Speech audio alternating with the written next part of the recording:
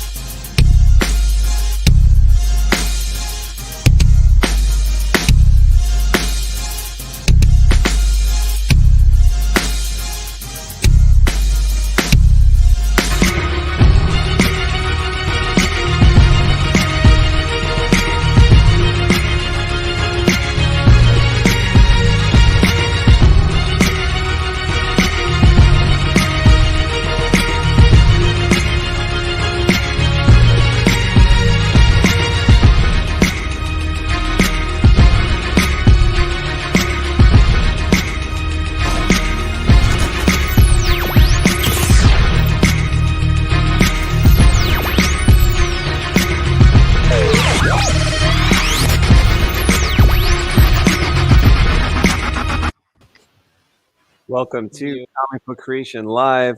I'm Anthony. I've got Kevin here, my co-creator for Albatross Junction. What's happening? Happy birthday, mofo. Thank you. Happy birthday to Kev. Kev's birthday was on the 15th, a couple days ago. Mine is today. We're doing a little birthday stream while we draw our comic book here.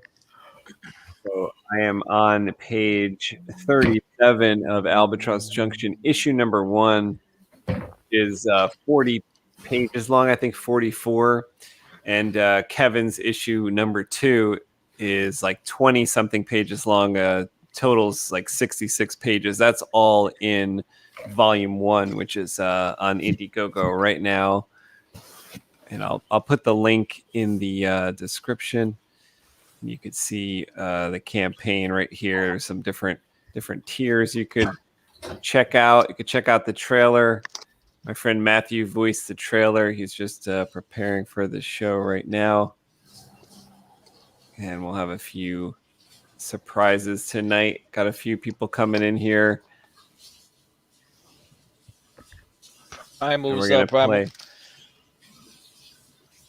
We're going to play Kevin's favorite music tracks tonight. Primal's wishing you a happy birthday, broski. Oh, thank you so much, Primal. Thanks for being here.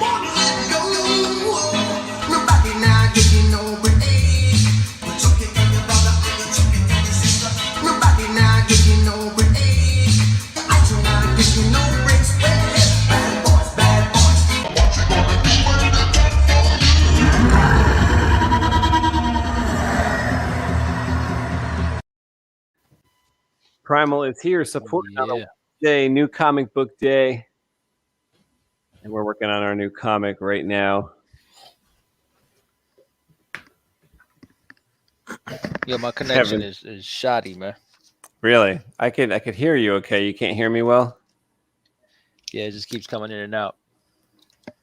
Let me know if you wanna back out and come back in. I could let you back in. It's been kind of shitty all day. Been shitty all day, man. Look at this guy in the background. He's lifting. What you doing? You doing lifting weights over here? Look at this guy. This guy. He's lifting. He didn't know I let him in the show already. He's bettering himself. Fucking guy, yo. Trying to get all buff for YouTube. Kev, what does it say? I can't read it. How old you be turning, brother? I be turning 43 today. 43, man. You old fuck.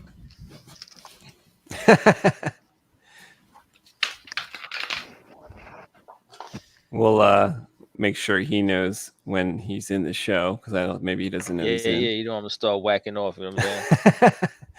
All right, we got Kevin's drawing table entering the stream.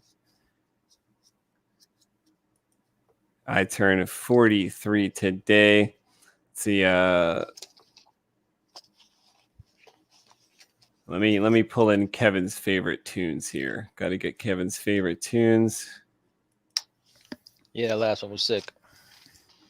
I was gonna play for you number 7. Was number 7 the one with the Number classical? 7 was a hot one, man. Yeah, okay, so that one number 7, but was a fire one. Okay, let's pull up number 7. Music to Draw by 7. Free songs on our other channel, Comic Book Creation. Let's pull that one in here. Okay, here we go. I think I have it set to not too loud. This is from about a week ago. We posted this one, and we have a Music to Draw by 8. Kevin liked that one too. I was surprised. Kevin liked them both. 8 was good. Do I feel old? No, I actually feel younger than ever. Like I kind of feel like better and better all the time. So no, I don't really feel old.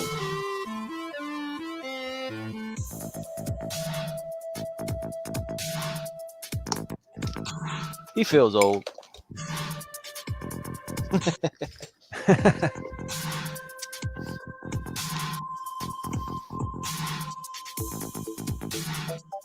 I've almost got this page ready.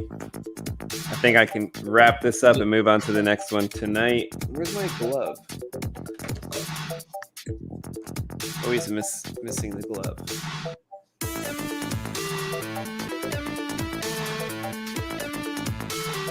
During the day, I was drawing this without a glove, but I think it was because like my hand was dry. Music's loud. Let's see.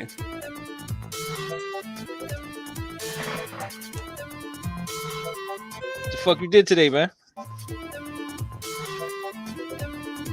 Let me lower this a bit. Tell me if is this better?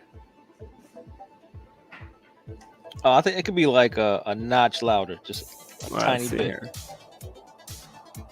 That's good. That's good. No, I didn't change it yet. Okay. How about that? Oh, the music just dropped. That's good. That's comfortable. So today wait 1 second here.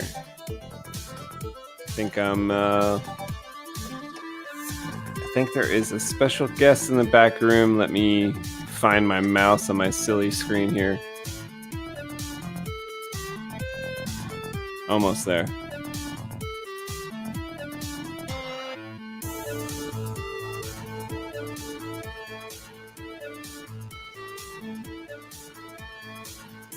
We have Matthew coming in. Looks like he's ready to enter the stream right there. What's going on, buddy? Hey, what's up? I didn't realize Yo, what's up, man? Hey, I didn't started working out. You started working out on YouTube, bro. What? Oh, wait. Okay. You could see that. That's funny. Because I just now realized that it was on because I had it on mute and I had like other windows open. I was listening to music. But then I clicked over and because I was like, oh yeah, the show's probably started. And then I was looking, I'm like, oh, I think it's been on. And then just now I realized. So you could see I hope I didn't do anything weird. No, I only had you on for a second and then brought you back on when I saw you. So let's see. So funny if like I was like doing, crazy aerobics back here or something. You would have been like, what the hell? That would have been awesome. That's funny. I may have somebody else here. I can't read because I'm far away from my screen, but let's bring them in here. Let's see if you could hear me. Is that Jedi Arm Stealer? I can actually tell you who this is really quick. This is Chris Horry. Chris, to set the tone for you, Anthony Lagaipa, and then Kevin, this won't make as much sense, but it will to Anthony. Chris Horry here, Anthony, he did a lot of the Saber Combat events back in the day. Yeah, my webcam is not like it's aiming at like the bottom of the table. That's totally fine. Because I don't think he heard me. What's going on, Chris? Hello. Yeah, Matt invited me to this thing. Awesome. Yeah, I think maybe there's a delay or something I can't hear. Yo, my feed is delayed, so I'm not chiming in because I can't really hear what's going on. So I'm just gonna zone out and draw for a little bit. Oh man, Let us know if it gets better, Kev. all good. Yeah, I was gonna say, what is it, like a weekend or something? Sometimes over the the heavy use days, they doesn't work as well for us. But Interesting. it's just a Wednesday, so I don't know what's going on. Right. Well, but I mean, is it because? Do you think it's because it's New Jersey, or do you think it's like, no, it's something else? It could be because Oh. actually yesterday there was problems with like YouTube streaming as well, so it could be that. Huh. Well. So you say Chris was involved with Saber Combat early on? I think Yeah, I he heard can tell that you all part. about it. Awesome. Yeah, I think I learned about Maxim, I think it was 2014 or 2015. Yeah, that was when you were doing the thing in Santa Cruz. And then eventually was helping him being like his support. When he was wearing his Darth Vader, I was his Obi-Wan. His parties. You can still find that on his YouTube channel. I may have seen it. I think we may have even watched some of them on here.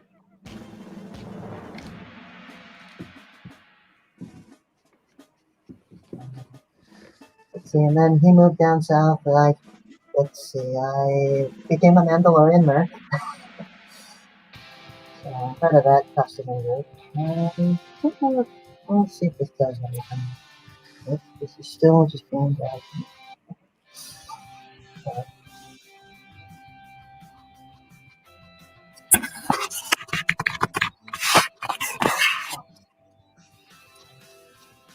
This computer also has one of those covers that I can't see. so yeah, I'll come down.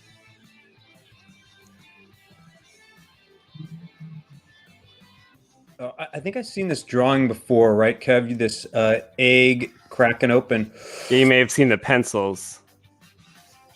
Yeah, like I mean, I know And now that I'm it kind wasn't- of putting in it's the not black. same shot, but I know that like Donovan's discovering this or something, and then in a minute he like touches it or something. I don't remember. Yeah, exactly. See down here, he's Yeah, like kind of cutting his finger on it. yeah. So that's just ironic because like of all the streams that you guys are going to have when you're drawing all these different frames, it's amazing. You were on now the that one. I've actually doubled back. Like maybe that's the funny thing is like I've seen you guys enough where like I've now seen this before.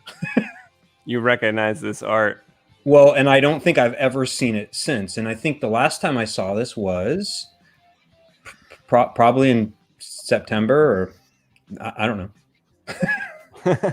I mean, ostensibly, do you? I don't know. Do you guys even know when's the last time you worked on this? I have no idea. That's what I mean. All I right? know is the things just take too long. That's what I know. Right? Like exactly. Like what else? You can't always know. Do you guys do that too? Like, would you say that, Kev and Ant? Do you guys kind of know what you're going to work on a week in advance, a month in advance? Or you're like, no, it's literally like a day, Matthew, or Yeah, like I'm gonna finish this page up right now and then move on to the next page, but I don't exactly know what page that is. Copy that. Because I'll kind of open the book. At this point, I'm day by day. Yeah, that's what I'm talking about, right? Because like, just hopefully any audience is watching. You know what I mean? Like, even if they're going to watch way in the future, if they see this, that they'll, you get a feel where you go like, some artists plan a week ahead and they know what their first 5 days material are going to be. Some maybe they know 30 days. They've like planned it, and then other people are like, "Yo, dude, I'm pretty much just like, what am I feeling today? Like, let me see this. Let me see. You know what? I would love to be. I want to work on this character doing that. I would love to be that way. Well, you know what I'm trying to say. That's what the difference that between organized. you and Ant, like, or I mean, you and Kev is the maybe juxtaposition. One of you is maybe going to plan quite a bit, and another one maybe not, or whatever. It's wild. I want to. I wish, yeah, strive I to wish I be could. that way, but it just so happens. I guess I'm a little behind in most of my things. One guy who's not trailing behind is this guy.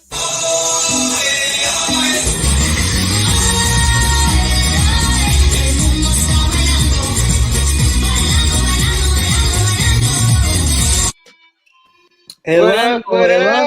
There he What is. up, Mike? Happy What's up, birthday, Ed. Lando? Thanks so Happy much, birthday. Mundo. Thanks so How was much. your day? It was great. I like Matthew. I worked out. I what else did I do?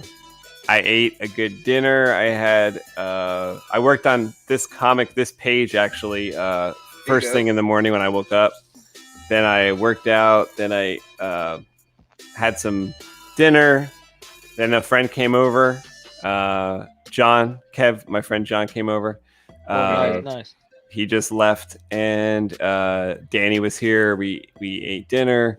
Yeah, it's pretty good. Awesome. Pretty good day. And it was like a beautiful day here. And like Mundo was showing me the pictures of his neighborhood, and it was No, like, that was at work, buddy. that was at like a work. monsoon, dude. It was a It was monsoon. it was worse in my neighborhood. Really? You had a Yeah. monsoon, man? No, man, it was just pouring and pouring. It started at midnight. So it was like a tsunami, eh? Oh man, it flooded the streets bad. They closed off 3 different streets for me to get home. Now, Right. Edmundo, when you drink and you got to use the toilet like that, you can't be causing those kind of floods. You know what I'm saying, man? I couldn't help it. Somebody said, "Open the floodgate." I said, "Sure." They're I like, yanked it. Mundo, listen again. exactly. No more whiskey for him. Speaking That's of funny. whiskey, woo, Oh, speaking of whiskey, I got mine right here. got I know. yours. Primal Kevin? says I'm just drawing my Bud's graduation card. Good luck. Yeah, That's that's awesome, Cool, bro. Primal. That's cool, Primal. Sup, Primal?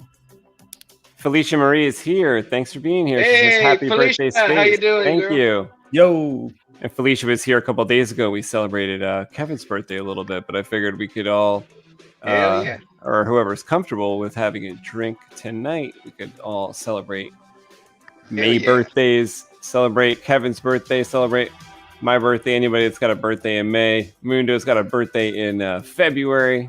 Ew. Yeah, but I'll kick it up a little notch. An early birthday. You know, my 7-year-old daughter at one point too, she was just like, "It's my half birthday today, Daddy." you know what I mean? Like she started to get into that, and I was like, Oh yeah. "Don't push it. I already give you a gift like every day, and now." Well, I she's guess when like, you're a "Oh, kid, you could like kind of count it because like it comes like it's not as fast. It doesn't come as fast. Oh my God! One of my guys thinks he has a birthday every single day. right? Yeah. Oh, every 5 minutes he's all Happy more birthday to me.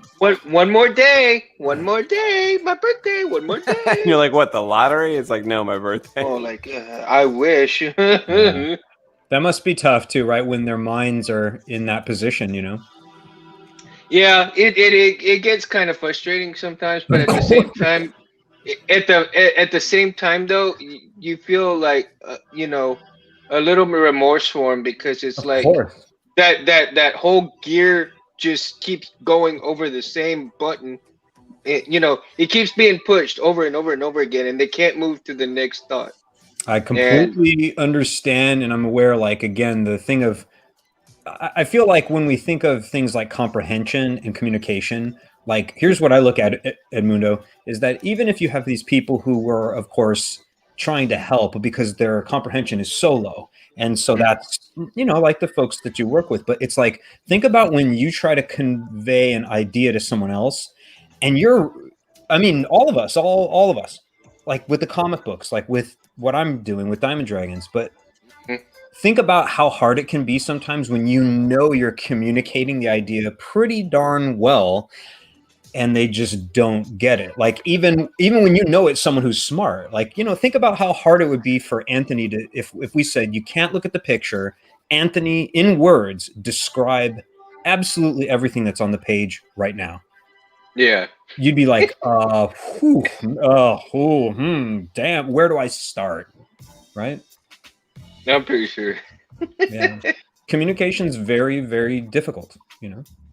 It really is, and it's one of those things though. It's a double-edged sword. It can be Yeah. either great or it can be very, very poor.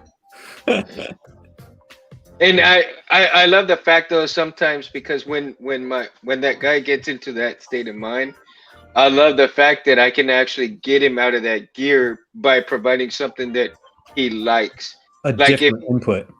yeah, well, see, they all love coffee to drink coffee in the morning. They all love coffee. So when he starts, That's the best quote I've ever heard. And Moon is like, they all love coffee. they do. I swear they do. And so I'll switch his gear. So as soon as he starts and he's in that gear for a good while, I'm all like, "You want coffee?" He's like, Yeah, right. yeah. So I'm But like, know, "Here you the go." irony is, if you offer Kevin coffee, you're going to get exactly the same result. You know what I'm saying? Oh, I know it. I know it. He's gullible like Absolutely, that. absolutely. I'm just I am- teasing you, Kevin. I'll You, do you back. know it's only I'll do cocaine that we back- would give you. You know what? I'll do backflips for coffee. Shit. Coffee's my go-go juice. Cocaine, you said? What's that? Cocaine? Go-go juice. Cocaine? I thought you said cocaine. Give me that. Give me the coffee. Give me that coffee. Damn it. No, I don't do any of that. I'm just drinking that. Cocaine? No cocaine. I'm just teasing. But Oh, no, I- it's true. Like, for example, when I'm trying to describe what I want to see, like, well, not now, but like I had to describe to Claudia. Claudia Bezak was my artist who drew the initial Dragon Castle. And I mean, Ant and Kev will really resonate with this, right? Is that right, Ant and Kev? Have you ever had it where, I mean, have you ever had it? Of course you guys have had it where someone had to ask you to draw something, but pretty much all they could do is type a whole bunch of words to you or talk to you and maybe give you a few example images. Am I correct? Like, have you been in that situation? Yeah, I always ask for a mood board. Once I get the Right. mood board, then I can pretty much catch the vibe Right. and take it from there. Yeah. But do you see what I'm trying to get at is like, imagine if they couldn't communicate at all that works for you, but you could tell that they had a great idea, but they're just not really straightforward. And so then suddenly you make a drawing and then you give it to them and they're like, well, I don't really like it. Like, this is not what I meant. And you're like, well, that's what you said. Mm. Do you know am I making any sense? You know what I mean? Yeah, absolutely. That's the That's case hard. 90% of the times. That's hard. It's really hard. So all I'm trying to get at to make my point a little, I know it's circuitous, but Claudia, I gave her tons of information of text to read of what I thought the cast might be. And I said, keep in mind, you can keep any of this, but you could throw it out. I don't care. I'm just going to give you as much as I can within reason. But then I trust your judgment. I want you to be your own self because I looked at your artwork and I like it. And then, you know, a month went by and I'm waiting. I don't care. And then suddenly, you know, she sent me that castle and it was weird, you guys. Like, I know for you guys, you know that if you have something in your imagination, you draw it, the end, and that's it. For someone like me, I can't do that because my imagination, I can't draw. But when I told Claudia these things, it was almost like I had drawn it through her. Do you see what I'm trying to get at? Mhm. Yeah. It was weird because Well, I guess you did a basically good I job saw of my explaining. imagination on screen in a way that I don't know if any other human being knew what that was until she did it. Now, of course, was it absolutely what I thought it was going to be? No, but it was 80%, 90%. Holy cow. So I was like, it was real. I can't explain it. I know it sounds weird to say, but it's kind of touching for me. For you guys, it's probably no big deal. You're like, I want to draw Donovan. Done. And you're like fine with it. But for me, if I magically had the ability to draw anything from Diamond Dragons, I think I would be super surprised because I don't know how to draw. Do you know what I mean? I'm in the same boat. Exactly, right, Edmundo? So it's just, I don't want to quote Shakespeare, but must give us pause. Like people Yeah. who can take their imagination and actually execute it on paper and do it in a relatively short term. Like, in other words, you don't need to take 40 years or whatever. Like for me, the idea of trying to draw my stories, it would take me way too long. It's so much better to just ask someone, could you do this, and pay them and so on, because I think it would take me forever to draw anything. Primal says his graduation card is a baby Yoda with a cap and gown holding up a diploma and a medal. Awesome. Oh, that's cool. Sounds cool. Yeah, Felicia said that she lost power. Texas weather's crazy. Oh, yeah, man. it is. Oh, I was Primal just about wants to to ask sing because I'm happy like, was birthday. there someone else here? I thought Kevin might sing happy birthday. What?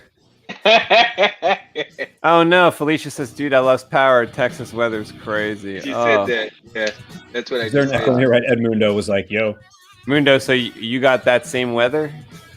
That's what I saw in the picture? I did, man, I did. And now, okay, here's the thing. It started at midnight, right? And it went all the way up until almost 3 o'clock in the afternoon today. oh my god." And I was like, I had already decided that I wasn't gonna work my 4 to 8 shift on with the other individual, because I was so scared that I'd get stuck on the highway and not get home. So Is there trouble getting like gas near you? no, not the gas stations. They're all over the place. They're a dime a dozen over here. Oh wow. So I it's guess like, that makes sense. It's Texas. Yeah. yeah. Yeah. Oh yeah. And- Speaking of Texas, Edmundo, I want to cut you off, but did you see this post that? And I don't even know why I saw this, because what do I know about all these people? Anyway, I'll just say it, and you'll probably be like, "Oh, I heard." This post with, 50 Cent, and do you know the one I mean? He was bidding on a bottle of wine because he's rich and all. And I guess he was at some, auction, and I think he bid 175,000, 175 large on the bottle of wine, and Oh he's my. like, "Yo, people here in Texas be rich because I just bid $175,000 on a bottle of wine, and I still lost." Oh shit. And I'm like, "What?" Well, you got a lot of oil companies. This is what.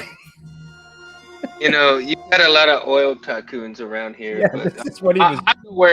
I'm not even nowhere near rich. Not even no. You know what? I'm so broke. I gotta fart to have a cent, man. 1 cent.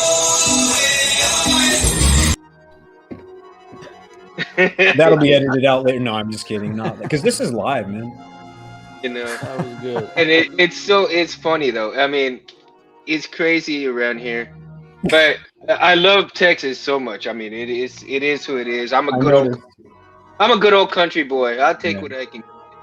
I learned about cactuses from you, which sounds weird, but yeah. From Cactus- Mundo, you learned about cactus. Well, I didn't actually learn much about cactuses other than flamethrowers are good for them, apparently for you, and for cows. Was it? Well, they've also got a lot of uses because you can actually cook with them. Yeah. They are also good for medicine purposes. Actually, kind of like aloe. aloe vera. Yeah.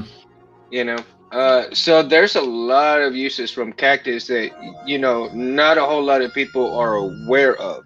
Well, it was just when you said, "Hey, a flamethrower would be great," I was like, "What? Flamethrowers and cactuses?" I didn't understand that. Then when you explained it, it made sense. But if you just say that to someone who's, say, just not from Texas and Right. lives in the city, they'd be like, "Wait, cactuses, flamethrower, put them together."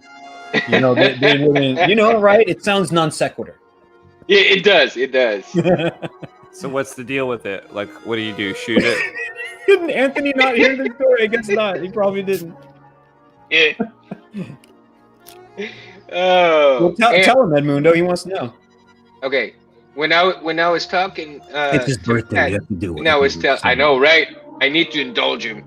Yeah, you better do it. Otherwise, I'm gonna have to knock you out. Usually us ranchers, Anthony, what we'll do is before the cold season comes, we take flamethrowers or pear burners that we call them, and we burn the the stickers off of them, the Oh, needles. We burn the needles, and when you burn the needles, it softens all of that up, and it is good for the cattle to eat. So not only does it supply a bit of liquid for them, but it also gives them some vitamins, some nutrients to eat. It's also good for their digestive system and everything else on top of that. so the cacti just grow on your property and you just do that to it, or you plant it to do it?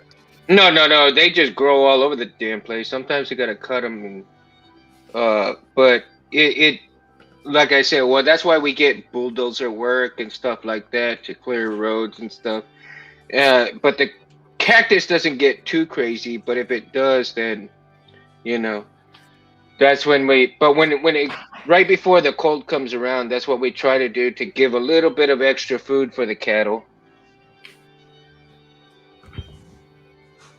So, right, isn't that interesting though, right, Anthony? Is that you wouldn't That way- normally think cactuses and flamethrowers would be like necessary together. That is weird. You know what I mean? Like, if you were buying a Christmas gift from Mundo and you got those two in a package, he would be like, "This is the greatest thing," and everybody would be like, Why are you buying a cactus and a flamethrower and putting them together? Like, that don't make no sense, bro. No, but it does sound bitchin'. "What?" It's a good stress reliever. I get, you just say, "Here's somebody's head." My God, dark. Yeah. You're imagining my head or something, right, Mundo? Not yours. Mundo's No, I mean yours. Mustafar. Right? Why I would think I he's do that? imagining Mustafar.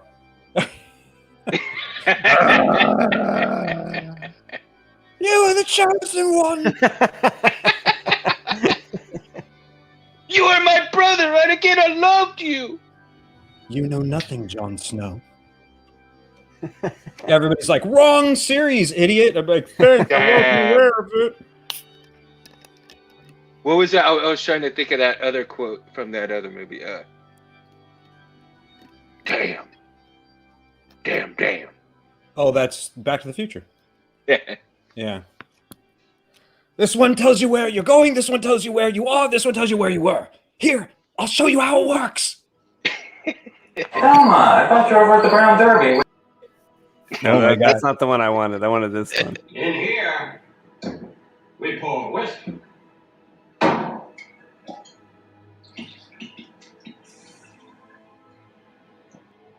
Yeah, I got love that your effect whiskey? too. It's such a good effect to have like the chemical reaction. It's so cool, right?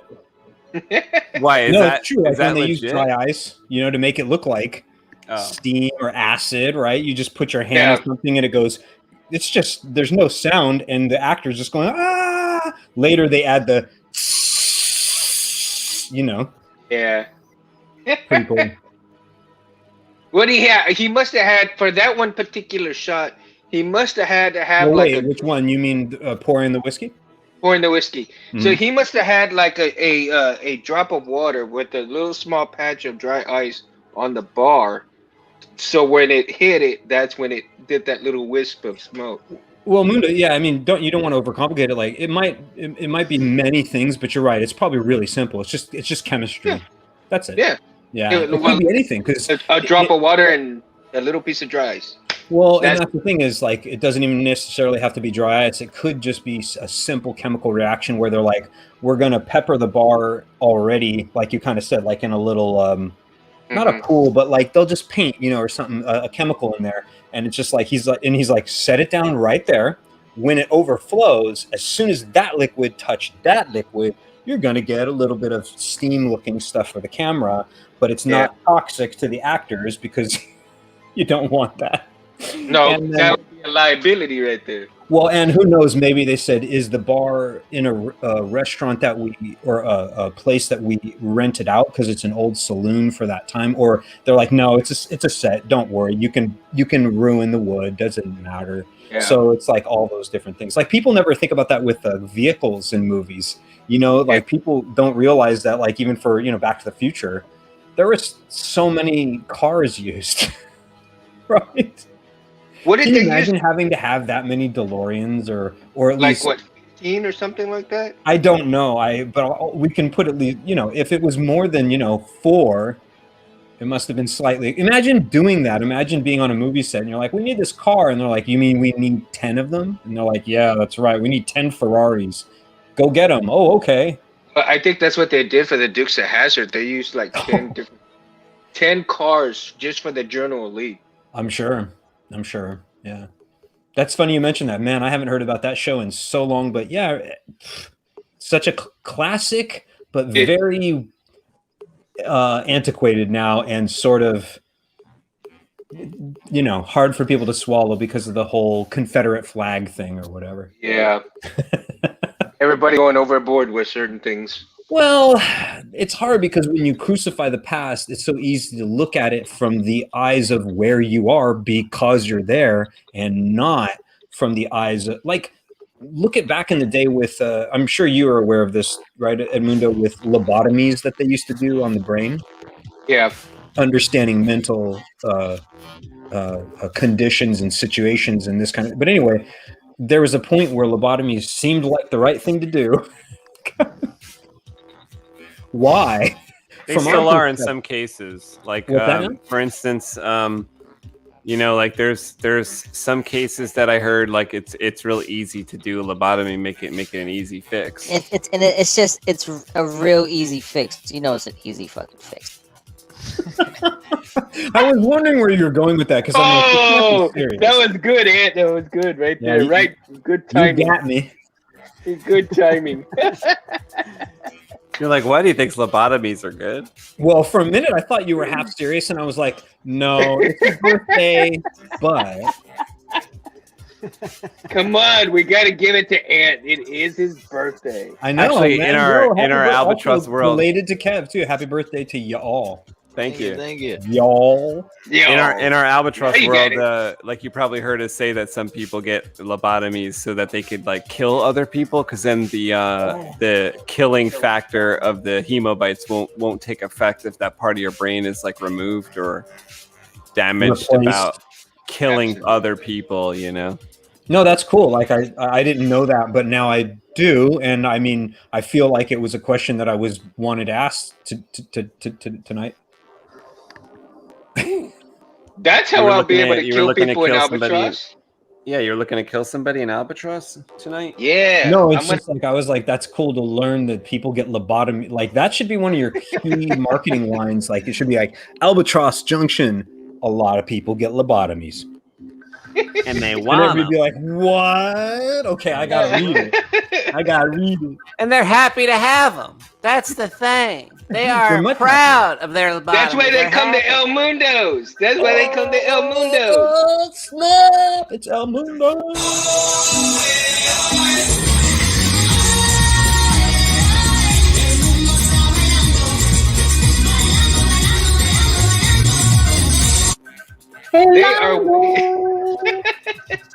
They are waiting for the solar flare drink.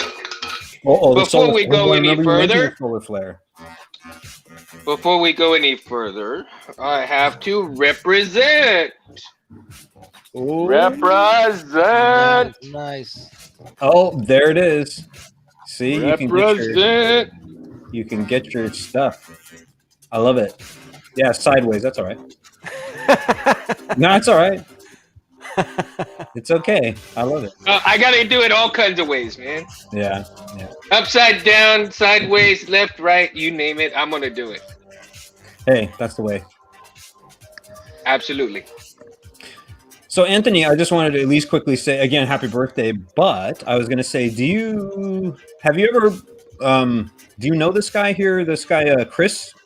Chris is this Corium 9 guy. He was in some of the Saber Combat performances and stuff. I used to teach him some stuff, but anyway, the point is he probably knows of your work because you being space. But anyways, my point is Chris is a lightsaber and Star Wars guy. Awesome. Probably from FX Sabers at some point. Yeah, he's a lightsaber guy. Let me tell you, Anthony. Damn, it's your birthday, and I feel you know, the comic book is going to be, you know, good, I think.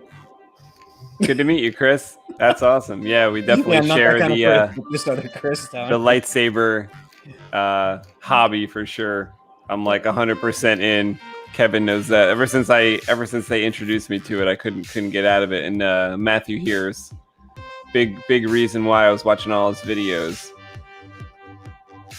I feel so bad for him too.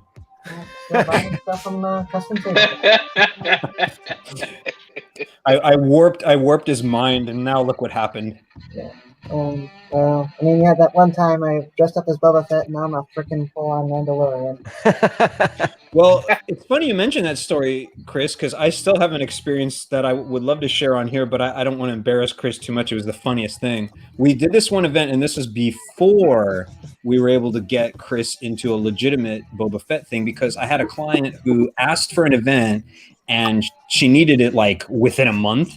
And then she was like, I really, really would love it if Boba Fett was there. And I'm like, I don't have that kind of thing. And she's like, but you know me, I'm your, you know, and like she was a friend. And anyway, so I was like, how quickly could we mock up a Boba Fett that will work? It doesn't need to be legitimate, you know? But the long story short is we put this helmet over Chris's hat, you know, or head, and, you know, he's not used to it. Chris, are you mad at me if I tell this story? No. Go ahead. And I'm trying to tell him, you know, I'm like, you know, the Darth Vader thing and the Kylo Ren thing, it's pretty tough in there. It's like hot, you know, even during fight work, it's grueling in fight work, but it's already hard just to walk around. And he's like, okay, well, that's fine. Anyways, I'm going in around this event at this point. I'm sorry. At one point, he's just sitting on the stairs, you know, because I was running around. I'm trying to do all these different things. And I was like, are you okay? And he's just like, I just had the helmet on for a while and I couldn't breathe, so I had to come out here to breathe. I mean, we built that thing in like a week and a half. I know, but it was the helmet. You had no fans in the helmet, obviously. You know, no breathability. Was the helmet based off of like an existing piece that you had? It was just a Hasbro Boba Fett helm, but we did a little bit of paint work to kind of improve it, but it was not accurate. But it wasn't so much that, it was the fact that he had this thing on his head for, you know, ostensibly 30 minutes, 15 minutes. I don't remember how long it was, but he was finding himself out of breath because, you know, I was just trying to tell him, I'm like, now do you see how difficult it is in the Darth Vader costume? Yeah, you know, because that's not with all the like wearing like 3 layers of sweaters, and the shoes, of course, weren't the best fit, so it wouldn't help either. Exactly. Well, I'm sure the Boba Fett part was also shorter, right? Like you didn't have to be on stage. He did no fighting whatsoever, because why would Boba Fett do any lightsaber fighting? Right. Yeah, it was a quick couple of scenes for Boba. Did you ever have like pyrotechnics, like as far as like any type of like a Roman candle shoot out the nozzle of the gun or anything like that on stage, or any kind of for the blasters? I mean, well, it's funny you mentioned that, but later, much later. I never used any kind of pyrotechnics in my shows until the Kylo Ren versus Rey fight scene. Now, the irony is I always wanted to use some flash guns way back in 2005 and 6, but I was never allowed under any conditions on stage, because every single place that I would go for a venue, they said no. In fact, even in the Empire Strikes Back live performance, I wanted to have, I had a smog machine that, you know, I knew when I wanted to run it and how long and blah, blah, blah, and where it would be located. And, you know, no venue would allow for that. So I was like, oh man, the Empire Strikes Back fight scene with Luke and Vader on Bespin without fog equals darn it. But what was I going to do about that? You know, what was I going to do? Say, well, if you won't let me use my smog, I will not bring my performance to you. No super you. You know, like, what was I going to do? Well, I'm not making any more videos without an entire room full of smoke, right, Mundo? That's right. You should. Then no one will know if you're doing anything. But, I'm actually trying to get it to the level of Obi-Wan and Qui-Gon in the Dioxis. You know, they're like Master Dioxin or whatever, and they're in there, and then they ignite their sabers. I want to get my room that smoky, but I haven't achieved that yet. It's pretty difficult because again, it's all the square footage thing, and then also you need to obviously know the difference between low-lying fog, the kind of medium. And then the hardest one is the one where you kind of want it to like go really high too, because it disperses, and it's like, I mean, you almost have to have such a perfect mixture, but you also need airflow to get it lifted up even higher than the machine will spit it out. So it's all like, again, it's funny, Edmundo, right? It goes back to just chemistry, you know what I mean? But so like, Anthony, do you have like some system? Do you have it like, did you ever think of putting one up high and one down low? I actually have one up high in one corner and then down low in another corner. So dude, I think I'm like pretty well covered. Dude, you should check out a couple of my new videos, but it's only like half of what I really want. Oh, you know what? It's probably because it's on my Civilized Sabers channel, I think, like those new videos. But the last two I did to like show people their blade, I was like, you know, here's your blade, here's what I made. Like, I fill up the room with smoke, but I flat out tell people, I'm like, listen, the room's filled up with smoke, so this is gonna look crazy. And like I turn on the blade, and it's it's so crazy. Oh, and the auras are like way out here. It's like beautiful. Right. Yeah. I'm like, you know, the irony with that is it's because it's acting exactly like the diffusion film in the past, right? Which is it's doing exactly what you expect. It's diffusing, refracting, and reflecting. So it's doing those three things, which is really funny. We're talking about this because all this is present in Diamond Dragons, which is so funny. Yeah. The concept of refraction, reflection, and the kind of more absorption. But anyway, well, even R2 used it to kind of get away from like Boba Fett, right? Didn't they sprayed like R2 sprayed all this fog, and then like Boba Fett and all the stormtroopers, they kind of like Boba Fett flew away, and the stormtroopers couldn't kind of see them and stuff. I don't know. Sounds. Like if you had an R2 unit, part of your prop, you would definitely need that approval for the fog, because it's got to let off all that fog, you know. Yeah, I never is a strong word. When did I actually get to use the smog machine for performance? Did I? Oh, I did. In fact, Chris was present for one of those, but we were not allowed to film it. That was tough. Yeah. I'm trying to think if I ever had smog on stage for anything that I got filmed. Not smog, but I mean, you did have that canned air thing. Hmm? Well, for carbonite. Oh, okay. So that's Chris Horry, and he's referring to in the live Empire Strikes Back performance. What we did is used. It's not even important to say how, and I might as well not even reveal it. Right? Cool trade secret. Not like it's a big deal. But anyways, we had sort of like a gas mist effect, and it was done with no electronics or anything fancy like that, no cables, no big equipment, so that's how I gas Vader in the face, and then later when he's like all too easy, click, then we did some basic it's like a powder puff or something. I'm not going to reveal it, even though it's your birthday. I'll tell you later. Well, the irony is because I had to think so long to do it, but I will say this is a good way to tie it all together. Yoda is the one who gave me a good idea to make that be a thing. Because I remember I was discussing with it way in the past. And when I mean Yoda of FX Sabers, aka Michael Murphy. So sorry, I didn't want to confuse the audience and make them think that I was loony bins talking to Yoda.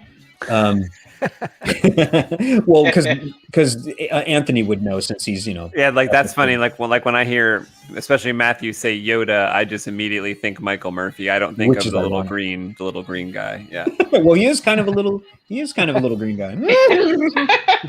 Yeah. But anyway, the truth of the matter is, and I'll just try to say this, and this is true, is it was early on in the process, and I was like, man, Michael, I'm excited about the Empire Strikes Back. He's like, yeah, it's cool, and I can't wait, and boy, it's gonna be. And I'm like, but I'm having trouble thinking of like, I've got these three choices, to make for this gassing Vader and using the carbonite and maybe other whatever. And I'm like, I just don't know which one I should choose. One of them is probably really expensive, but it'll be awesome. It might not be all this stuff. And then I'm not going to say it, but he's like, well, Matthew, why don't you just do this and da-da-da-da? And I'm like, that won't work. And he's all, no, do this with it. And I'm like, oh my God, you're awesome. I love it. And he's like, what? It's not a big deal. I'm like, no, you have no idea. This is a great idea. This is perfect. We totally need to implement this. And for him, it didn't really click that it was going to look really awesome. I don't think. Well, that's he great just said, do this. Yeah. And it worked fantastically. And it was cheap. I have a can of that. Yeah. But so I was going to say, with you guys in the process and the goal of pretty much just before the summer solstice is when the comic's going to launch. Are you guys excited? Like, you can have it colored and all this stuff on the cover. You guys must be getting all like pumped up. I'm super excited because I think a part of the sort of success or part of the way to sell the next one is to have the first one, so people that got the first one can. What gave it away? Wait, let me just get this straight. So when Terminator came out, part of the reason that Terminator 2 was popular was they already had first one. People like yourself, people like Mundo can actually read the book and make a video or tell people about it or whatever. You think I'm gonna read that? No, I'm just kidding. Actually have a desire to kind of see the next thing, or just the story will start to gel more when it's in print. And I know what I'm saying is really obvious stuff, but it's not necessarily that it's obvious, but I mean it's true that like you're right. Like for a while, right, you guys probably didn't have anything public, but then you start having public like all this stuff and you put it on your site. So that's awesome. People see the frames. But would you say at this point, does anybody know like the story? I mean, other than what we did kind of with your teaser, but like, do they really know like a whole big history of Donovan at this point? Or yeah, the only way to kind of know all like a lot of stuff would be to watch like all the comic book creation live shows that we've done, but you'd have to wait through one like hundreds of hours of stuff to get the whole thing. But yeah, we've probably never like fully. Well, and it wasn't sequential by any means. Right. So it's like what we talk about it. That'd be like if I told you a story, not like Yoda, but if I said I have 2,000 words to tell you, and instead of telling you them sequentially, or even in reverse, or even jumbling them, you just told them like threw the words all over the place, threw them. Yeah, no one would be able to understand your story, in my opinion, from just these. So it will be exciting to finally see it unfold in order sequentially, and we mysteries that's come up, they get solved and we're like, oh, that's what happens to Donovan's arm, or oh, that's why that guy later has a mechanical leg or whatever. That's one of the reasons why I'm so excited about the book coming up, because even you found out about Mundo, what happens to him. Even the little snippets that I see though, it won't unfold until it unfolds. You know what I mean? I totally understand. And so that's where the beautiful thing is going to come out of. Just like the Diamond Dragons too. It's like I can't wait for the book because of the little bit that I've read and got excited about and videos that you put out. It's kind of like, ooh, the rest of the story is still yet to be told. Oh yeah, give me the rest of the story. Come on. No, that's good. I'm glad, Mundo, that you saw that too. And I mean, that's kind of the point, is you want to give people a taste of it, but you wouldn't want to tell them the whole story, because then they might say, well, why would I want to read your comic book now that I know the whole thing? Or why do I want to read your book if you already told everything? But even then, this is kind of the irony with that is, even if, for example, if someone said, hey, have you ever read or seen Lord of the Rings, Fellowship of the Ring? And they might say, no, neither. Then you'd be like, but do you know how it works? And they'll be like, something about a ring they got to throw in a volcano. And you're like, yeah, that's pretty much it. And then they might not say, oh, well, I don't care to see it now that I know the ending, because just because you know the ending doesn't mean you know the journey that they all went on in order to achieve that. Like even in Star Wars, if someone were to say, didn't you have to know the ending you know, and then that ruined it for you. And you're like, no, in the beginning of the film, you basically realize there's this Death Star, there's this farm boy, he's got to blow it up. And then so you know what they're going to do from the beginning, but then you go through this whole experience. So even in a way, even if you told someone the ending of your story, it wouldn't really matter to ruin it for them, because then they'd be like, how does that end up the thing? What the hell? Then they'd be, I want to see it. Does that make sense what I'm trying to say? Or am I kind of sounding a little too... Yeah. Primal says, why... What? You don't talk to Yoda? I'm lucky. I get to talk to Yoda whenever I want to. How's he doing? Because he doesn't really call me back anymore. I don't. He's doing really good. He's doing pretty good. I'm actually working on he's gonna be offering the NeoPixel saber blades in the lightsabers. So I make those for him, and then he wants the the sounds and stuff to match up. So we're kind of putting together Graphic style fonts and stuff together that have that smooth swing feature, so it's a lot of fun actually. Cool. Yeah, like I got a lot of that on my saber because Jedi Arms Dealer was creating all that for us, and he gave me the file I was just trying it out like today, so I got through a lot of the choices he made, and some of the fonts he even put on there that he created himself. Jedi Arms Dealer created himself. So there's like an X-Wing font, and there's like an underwater type of thing, if that appeals to people. And no, and cool. then I remember doing a slow motion font. Yeah. Or like a font to represent just each movie where there's a Graphics in it, including like the episode 8 and the episode 7 and episode 9. So it's a lot of fun to hear the quotes and stuff in there. I actually ordered my dad's memory saber today. The one that I showed you with the candy gold and the wet black. When's that due in? Cool. Yeah, it's I just ordered it today, so I have to get it special made from the custom saber shop because I'm combining. Like when you get a special order, how long does that take usually? I'm usually just ordering like the bare parts, I don't know. I don't know because I just ordered it today, so I'm looking at probably maybe about a week or so. That'd be awesome. But I combined Matt, you're gonna love this. I combined blade holder style 18 and 12 together as one blade holder. Oh. So I had designed the saber like that for a different look, and I think it came out pretty wicked. Awesome. Sorry, I'm just in the middle of something there. Let's see here.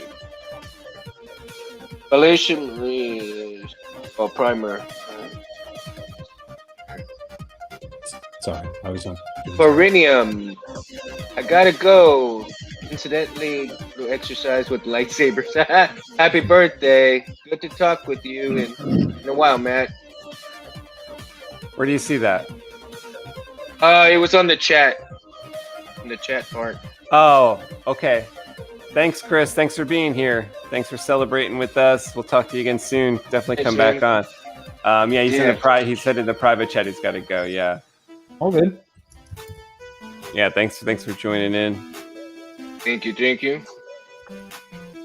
Space, you ready for that drink? Definitely. I'm drinking it right now. I got a bunch of ice in my cup with some great ginger ale and whiskey. Well, I'm gonna take a shot straight up. I might even have some ginger beer and whiskey, but I don't know. I think I made it too strong though. Like I taste a lot of whiskey in this. No, there's no such thing of too strong on your birthday, son. Well, my friend made 2 margaritas earlier as well. They were pretty good. Don't make me sing right, dude. I should just to piss you off and make you feel really uncomfortable. I should sing "Happy Birthday" to you like Marilyn Monroe. How would she sing it? And he'll be like, "I'm permanently damaged for the rest of my life, Matthew." I'll be like, "I know, right?" Yeah, but we have a mute button. No, but I shouldn't mute you for singing "Happy Birthday." That's rude. You be hearing I'm Matt sure. go, I'm sure if you sang it, it'd be excellent. Hey.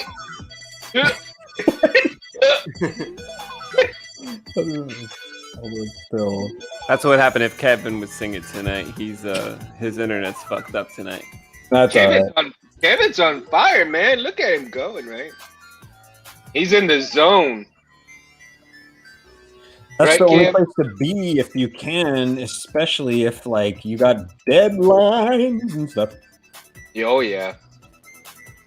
But he's in the zone right now. I'm trying to remember if I sent this person this thing. And you're just about done with that page, right? Yeah, I feel like I just have a few more lines to go here, and then I'm gonna switch to. I'm not sure which, but possibly like a way earlier page. Yeah. Oh, cool. I actually saw some pages like adjacent to this though that were still not finished. I was like, oops.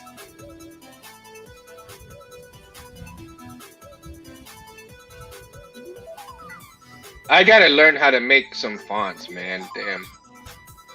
Well, Edmundo, I could use your help because if you don't want to start by doing new fonts, you could try to help me with the smooth swing on the other ones. That would be a great way to start, right? To like learn how to convert to smooth swing with Matthew's fonts. Yeah, I would love how to do that. And also help him out while helping yourself. It would be great because I'll pay you for it, and you could have half of it if you want. I don't care. Oh my God, Mundo! Like you could learn from the master of font making right here. I don't know about that, but I mean, just take it. You know what I mean? Like, he's I humble. I don't know how to. I don't have the time because of working on Diamond Dragons to go back to my fonts for the third time to update them. You know what I mean? Over these years, and remember, there are 125 of them. I think. And Mundo, I think you'd have a lot of fun because maybe he'd let you pick and choose like which ones to kind of start with, and he's got a lot of fonts that aren't Star Wars related too. And some of them we wouldn't bother because nobody's gonna care. Like only a few people want a few things, and then the kind of fringe ones, which are probably like 80 of them, they're not going to care about. So I only want to do them mostly for the community so that they can enjoy them. I don't really care, but yeah, you know, I could use the dead, but you know, 50-50. I would love to learn how to do that, man. Mundo, in the Plector Labs manual, they have in the CF10, like if you get a CF10, like I would say wire up a saber or two first, like, you know, get a couple under your belt, get one of these CF10s, and I'm sure the Profi could do it too, but in the back of the CF10 manual, they actually show you how to wire in one of those little 3.5 millimeter headphone jacks, right? And then you could plug into that, like into your stereo, and do like Kyberphonic style videos. Like, you know how like when he does a video, instead of just showing the lightsaber with the sounds coming out of the lightsaber, he's got this shit plugged directly into his computer. So like the sounds you convert for Matthew, if you did a video and you had one of these little tiny ports like in your pommel or something, you kind of plug it directly in your computer, and when you record your video, everyone's hearing like the best sound possible. It's not like the sound coming out of your little speaker in your saber and then recorded into the video. It's like straight to the fucking ears of the person. Right. So they could hear all the goodness. Nothing would be lost, you know. Yeah, yeah. And a lot of people like that just to play around, because like if you have that port and like let's say you have a stereo set up and you have like a little wire, you could plug that into your stereo, and now you have your saber sounds just like boom, like in your house, you know. Yeah. Well, see, I've got a surround sound system for the tablet or the laptop, man. So it's like I'll get it all like really fucking loud. You know what's funny even about this conversation is just like now this is like giving me weird flashbacks, because I remember back in 2007 when I was talking to people about this, and even with Irv, because he was like, he had his wireless kind of set up so you could do that kind of thing. Yeah. You know, it was really trippy, you know what I mean? And I never was able to get any of that and get into it because I just knew it would be too much trouble for the live performances. But for live performances, the technology that's available today would be phenomenal, because you could just say, yeah, just turn on your Saber, it pairs to these speakers, whatever, we're going to hear the sounds from the Saber on whatever you want at this point, and it's easy, you know what I mean? Like back in the day, it was like, forget it, you know? But, yeah, I mean, the technology is amazing how we've grown, where, you know, a computer took up a whole wall. Oh yeah, now, vacuum tube. Now you've got a computer in the palm of your hand. Hey man, you're talking to someone who, like, as a kid, I shouldn't be saying this because then everybody would be like, now we know how old he is. My first computer was an Apple II Plus. Yeah, right. Don't feel bad. It had 64K of RAM. 64K of RAM. Don't feel bad. Mine was a Commodore 64. Well, no, I mean, I'm not saying I feel bad. I'm just saying that was what was going on. I remember when getting an Apple IIe. Now it had 128K of RAM, so it had double. And that's kind of like back in the day when people were really happy about, I have 4 gigs of RAM, and then I got 8. So it's just the weirdest thing, but at the same time, it's like the scalability just went off the charts, actually. And we're up to terabytes.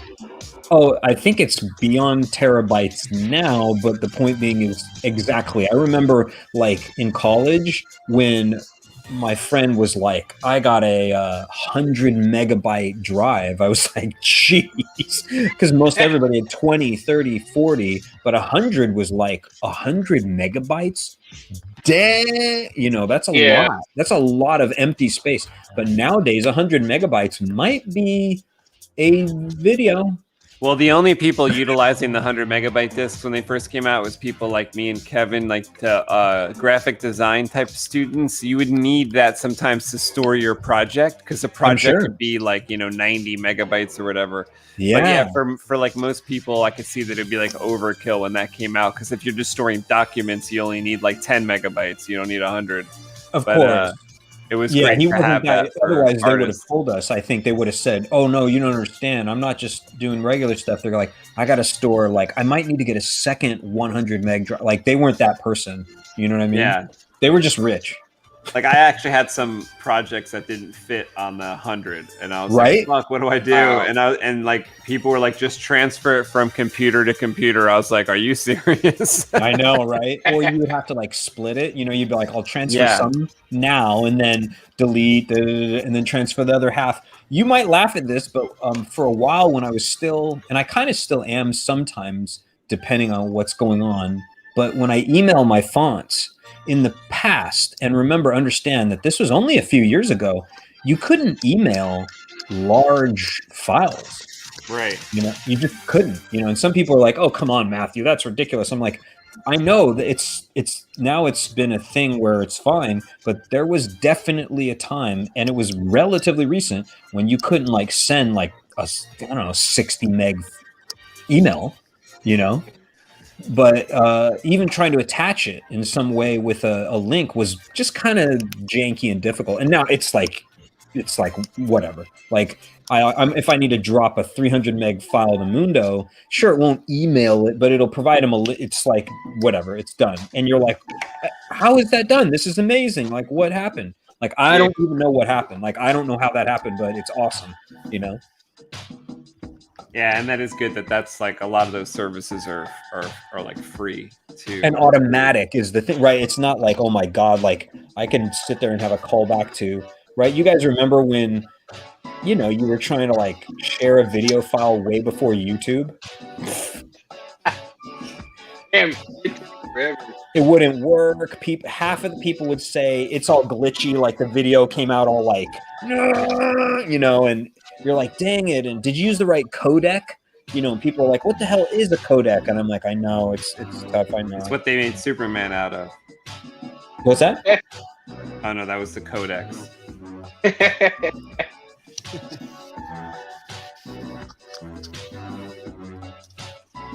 See, I like what Kev's doing with his Post-its. You know what I mean? Oh yeah. Like, is that to protect the page? Dude, I know what you're talking about. Like, he's like, I want to make some straight lines. I want to like make sure you know, I don't over ink one of these lines and make it fuzzy. I want to make it like legit and sharp. You know, just like Kevin's head. He's in the zone right now. I'm trying to distract him. I'm gonna like. Nah, he's doing great. Like I can't do these things, man. Like I have to wonder, like, so well, I mean, Kev's in the zone, but like, right, Ant, you've been drawing about as long as Kevin, and or like either way, you're like, oh yeah, since I was 8 or 12 or. Yeah. What's the Good question? answer. What's the question? You said I've been drawing all that time, but what was the question? I was just wondering how long you've been doing it, like since what Oh, how age? long? Well, I was drawing on the walls at like 4.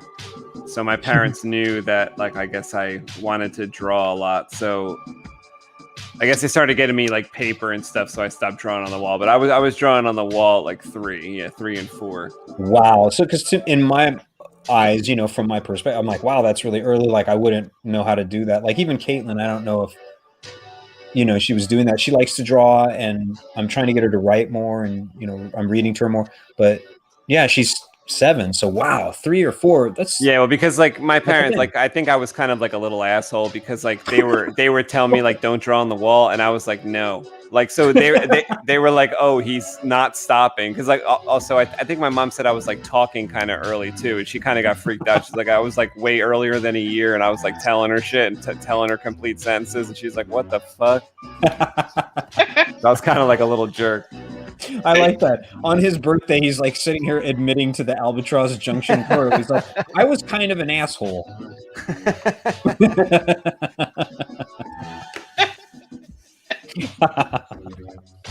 My poor mama. Has anything changed at this point? I'm assuming yes. Maybe talking less. I don't know. Or did you do a lot of talking when you were younger? Probably. Well, he still talks a lot. Look at all the videos he does. Shit. No, but I tell you what, without all the videos, though, I think Anthony wouldn't be who he is today. You know, and especially you, Matt, you know. No, seriously, because the videos, I think. Come on, out... Mundo, it's his birthday now. Well, Matthew had to do his videos for me to get the idea to do any videos. I think that's what happened. But I apologize. No, why? Why? Because you were being creative at the time? And you still are being creative today, so why apologize? It's a joke. Oh, okay. It takes a It was a joke, but nothing gets by you, Mundo. Nothing by me. Ah! Yeah. So there's this term called self-effacing. Conan O'Brien does it a little bit too, but I mean, I don't know. Yeah. He does it quite a bit. Slightly, yeah. Well, that's interesting, yeah, because I mean, man, I still haven't really looked at any, you know, Star Wars things and stuff lately, and I'm kind of glad too, because it's like it's not bad. It's just like it's nice to take a break, be focused on a whole lot of other things that are, I would personally say, robust. Like, I don't know, I think Albatross Junction has a lot more, even though I don't even know the story yet, that it just feels to me that after talking to Kevin and knowing Anthony and talking to Anthony and seeing the drawings, it's not like there's a word I use maybe too often, but it's true. It applies to a lot of things in life.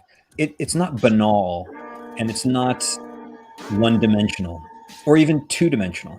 It's more like three-dimensional, where there's like a lot of beef, a lot of meat, a lot of something to grab onto, and it's not like at face value, because I'm sure we've all seen, you know, not only TV shows like that, but films, you know, and I think I've said this before too, but you all know what I'm talking about when you watch something for 2 hours, and I know I've said this before, but right, where you're like, well, there's 2 hours we'll never get back, you know what I mean? Right? Yeah. It sucks, right? Because you're like, what a waste. This is boring. It's banal. I didn't really learn anything. It's just cheap entertainment, and there's nothing to it. Yeah. Who needs that? You know what I mean?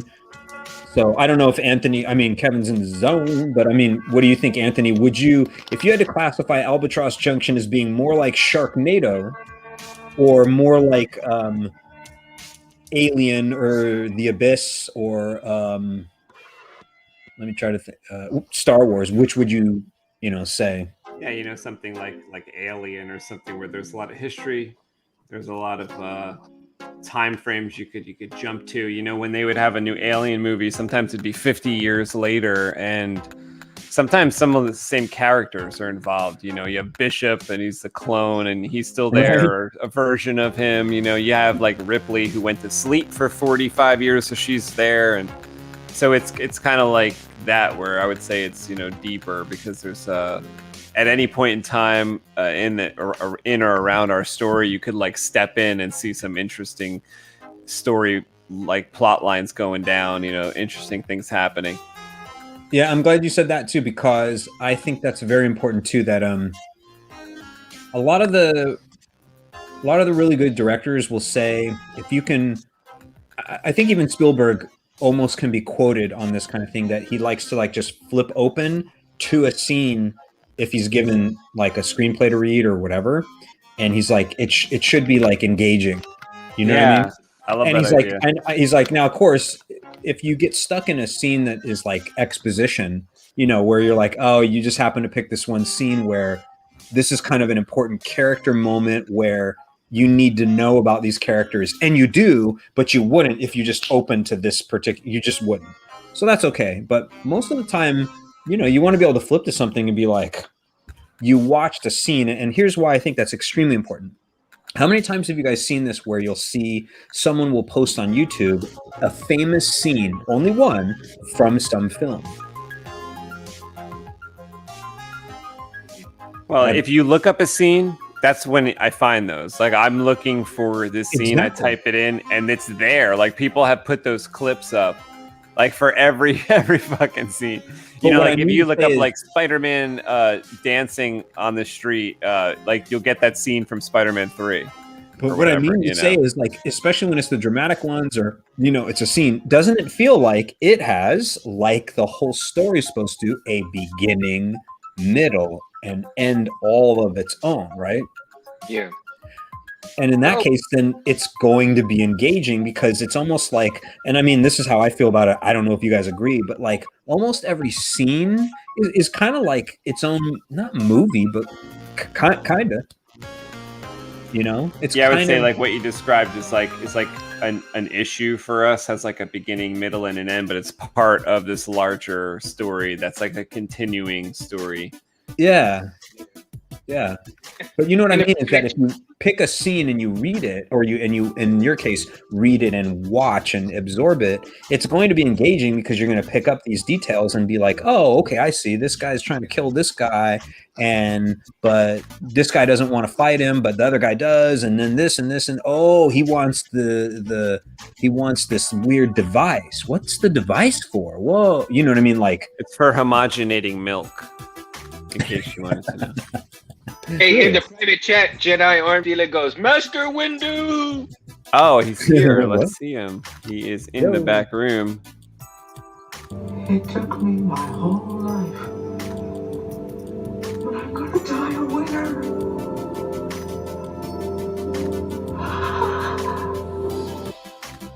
man, that was horrifying. What was I'm that? gonna die a winner because I'm lucky enough to be friends with this guy, Jedi Arms Dealer. What's going on, buddy? What's up, Windu! What's up? Happy birthday to you! Thank you. What's up, Jedi? How you doing, man? What's up, guys? Hopefully, How you know are you, everybody Jedi? on the Matthew, panel how are you? here. We got Mundo, Matthew, myself, and Kevin up at the top. I think Kevin's arm is drawing. I'm also out of frame drawing. Yeah. Nice. You guys are Oh, doing some time for crazy some more cool cough stuff. medicine. What you got in that bottle? Whiskey. Whiskey. That's too funny. I got my crown chilling right here. It's the party now, Mundo. I got Hell my crown yeah, going. boy. Hell Yeah, yeah. man. Here, we pour whiskey.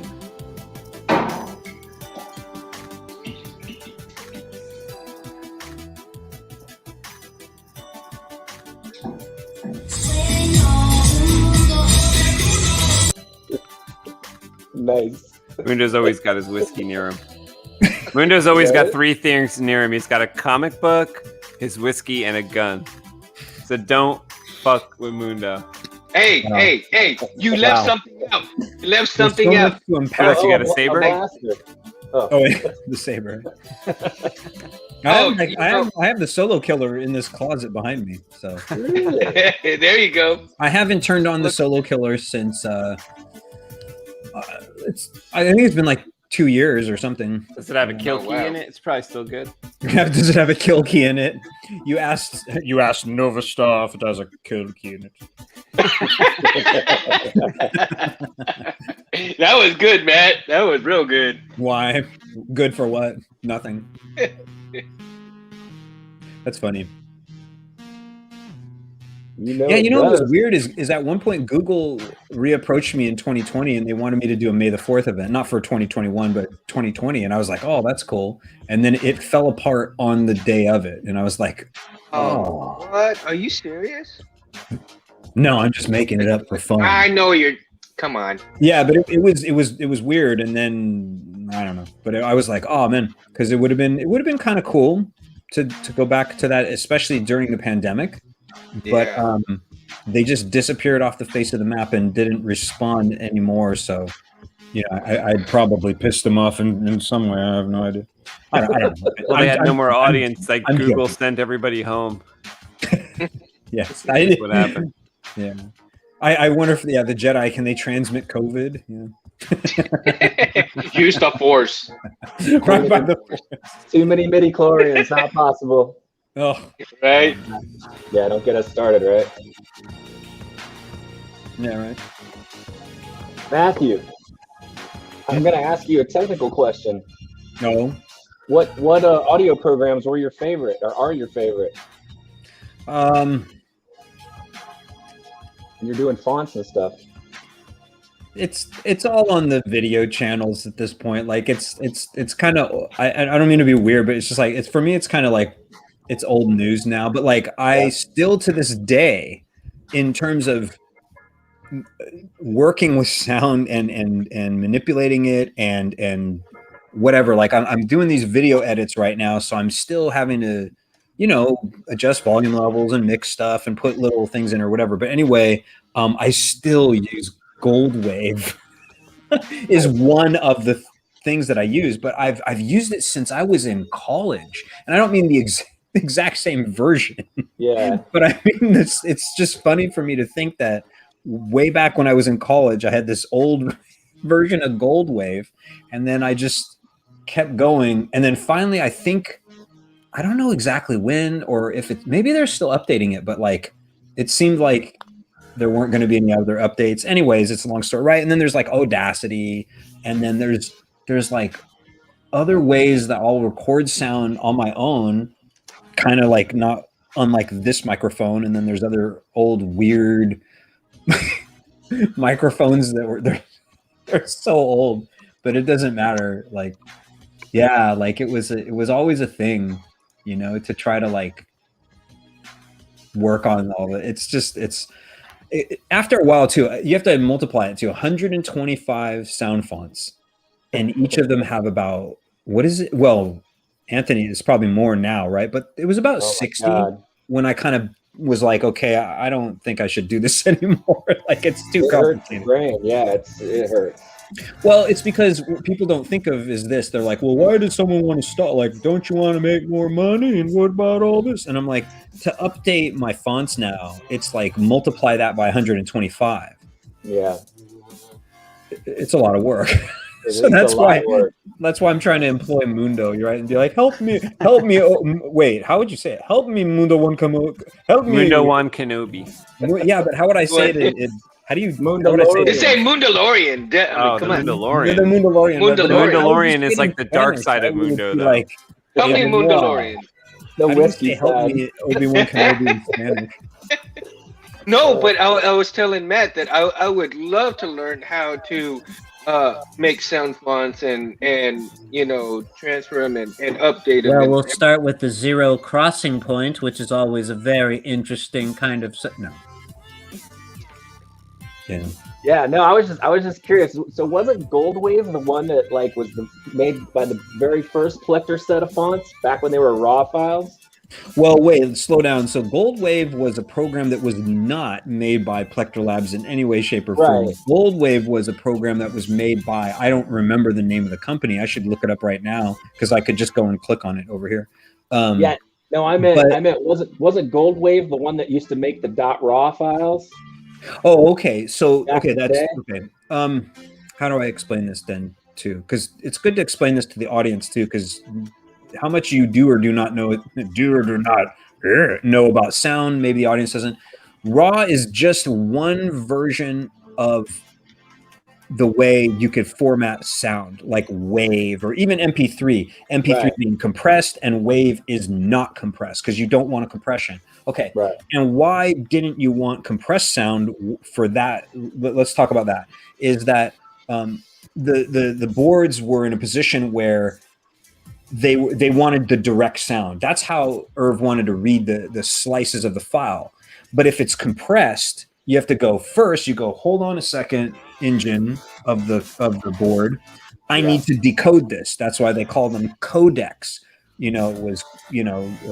Decoding the compression algorithms. So they would decode first and then be like, here's the real sound. Now go. The problem is that took, as you can imagine, twice as much or more slices of time in processing, which creates latency. And of course, latency is not good when you want to go, ready? This is one saber and this is the other one. You don't want zunk, right? You're like, what the hell? Why do I feel like there's a delay? Clunk, clunk. You'd be like, what the hell? So what he needed to try to kill the latency so that the moment you touched the sabers together, the processing was like, it was like, there's a delay because there's no way that the saber can tell the speaker to make a sound the very instant you collide because it takes processing. But what if you could crunch that latency down to like something negligible? Am I making any sense, or am I going like, woo? No, for somebody like my God. You are absolutely. The reason I brought it up is I have a Gen 1 Michael Murphy Yoda Saber, and it's all the files on Or in RAW. The Crystal Focus 4.5 or in RAW. 1.2. I got no clue how to edit on that card. I'm like, what do I do with these files? Yeah. So is that sound or Goldwave? Is that the ticket? I'd have to charge you thousands of dollars. But no. The point is, the raw file is basically like a WAV file. It's like the same thing, except there's no header or data to tell the computer software what the file's kilohertz was, the bit rate. That's what I've noticed. 16-bit or 8. Do you see what I'm getting at? Yeah, you'll open it up in like Audacity or what in Ableton Live. And it will freak out. Yeah. It will freak out. So the raw files are in, and it's up to you if you want to write this down right now, because I'm probably not going to say it again or nothing, but you could probably find it. It's 22,050 hertz. Yep. It was 8-bit mono, and I believe it was, no endian or whatever, little endian, and no stop bits or whatever. I don't remember the exact terms because the nerd code from my head back in whatever that was, like 15 years ago, is kind of fuzzy now, but I could look it up because I'm sure I have my damn files back in the day. But it was, it's mono, 22,050, 8-bit, and little Indian, and I forget what the other one thing is, but it's all you can. I wonder if Irv still has that knowledge, but that's all you have to do. If you set all the right parameters, basically the software is asking you, hey, I see that you have a sound file, but I have no idea what hertz. Should we play it at 48,000 hertz, 88,100? Like, what do you want, man? 16-bit or 24? Like it doesn't know. You answered my question because the 8-bit was the part I was missing. I had everything else plugged in correctly except the 8-bit, so thank you. Goddamn right I answered your question. Jedi see, Arms Dealer is and- the closest thing to a Batman detective that I have, that anyone has for the Saber world. Batman detective. Wait, slow down. He's like Batman. Wait, I thought He's like Batman. He will fucking figure it out if he needs to. Yeah. Like he will do the detective work. Like Batman that's is what the Batman star does. of detective Figure everything comics. So out. he's up I'm in here Batman, making sure that he gets I am Jadman.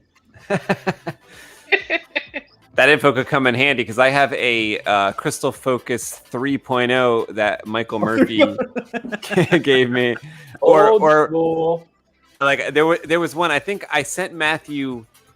I forget which one. Yeah, you did. You sent me like it was like an older one, and I kept an old one too. And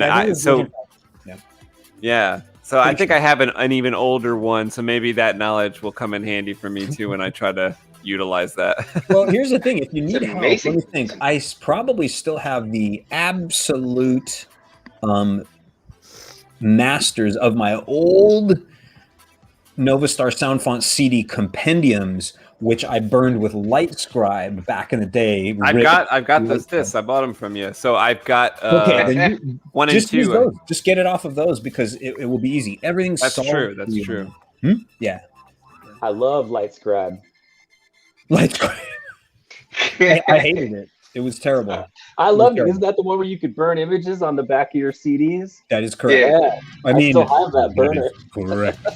That nutty burner. That's some old stuff. The Emperor does not share your optimistic appraisal of the situation.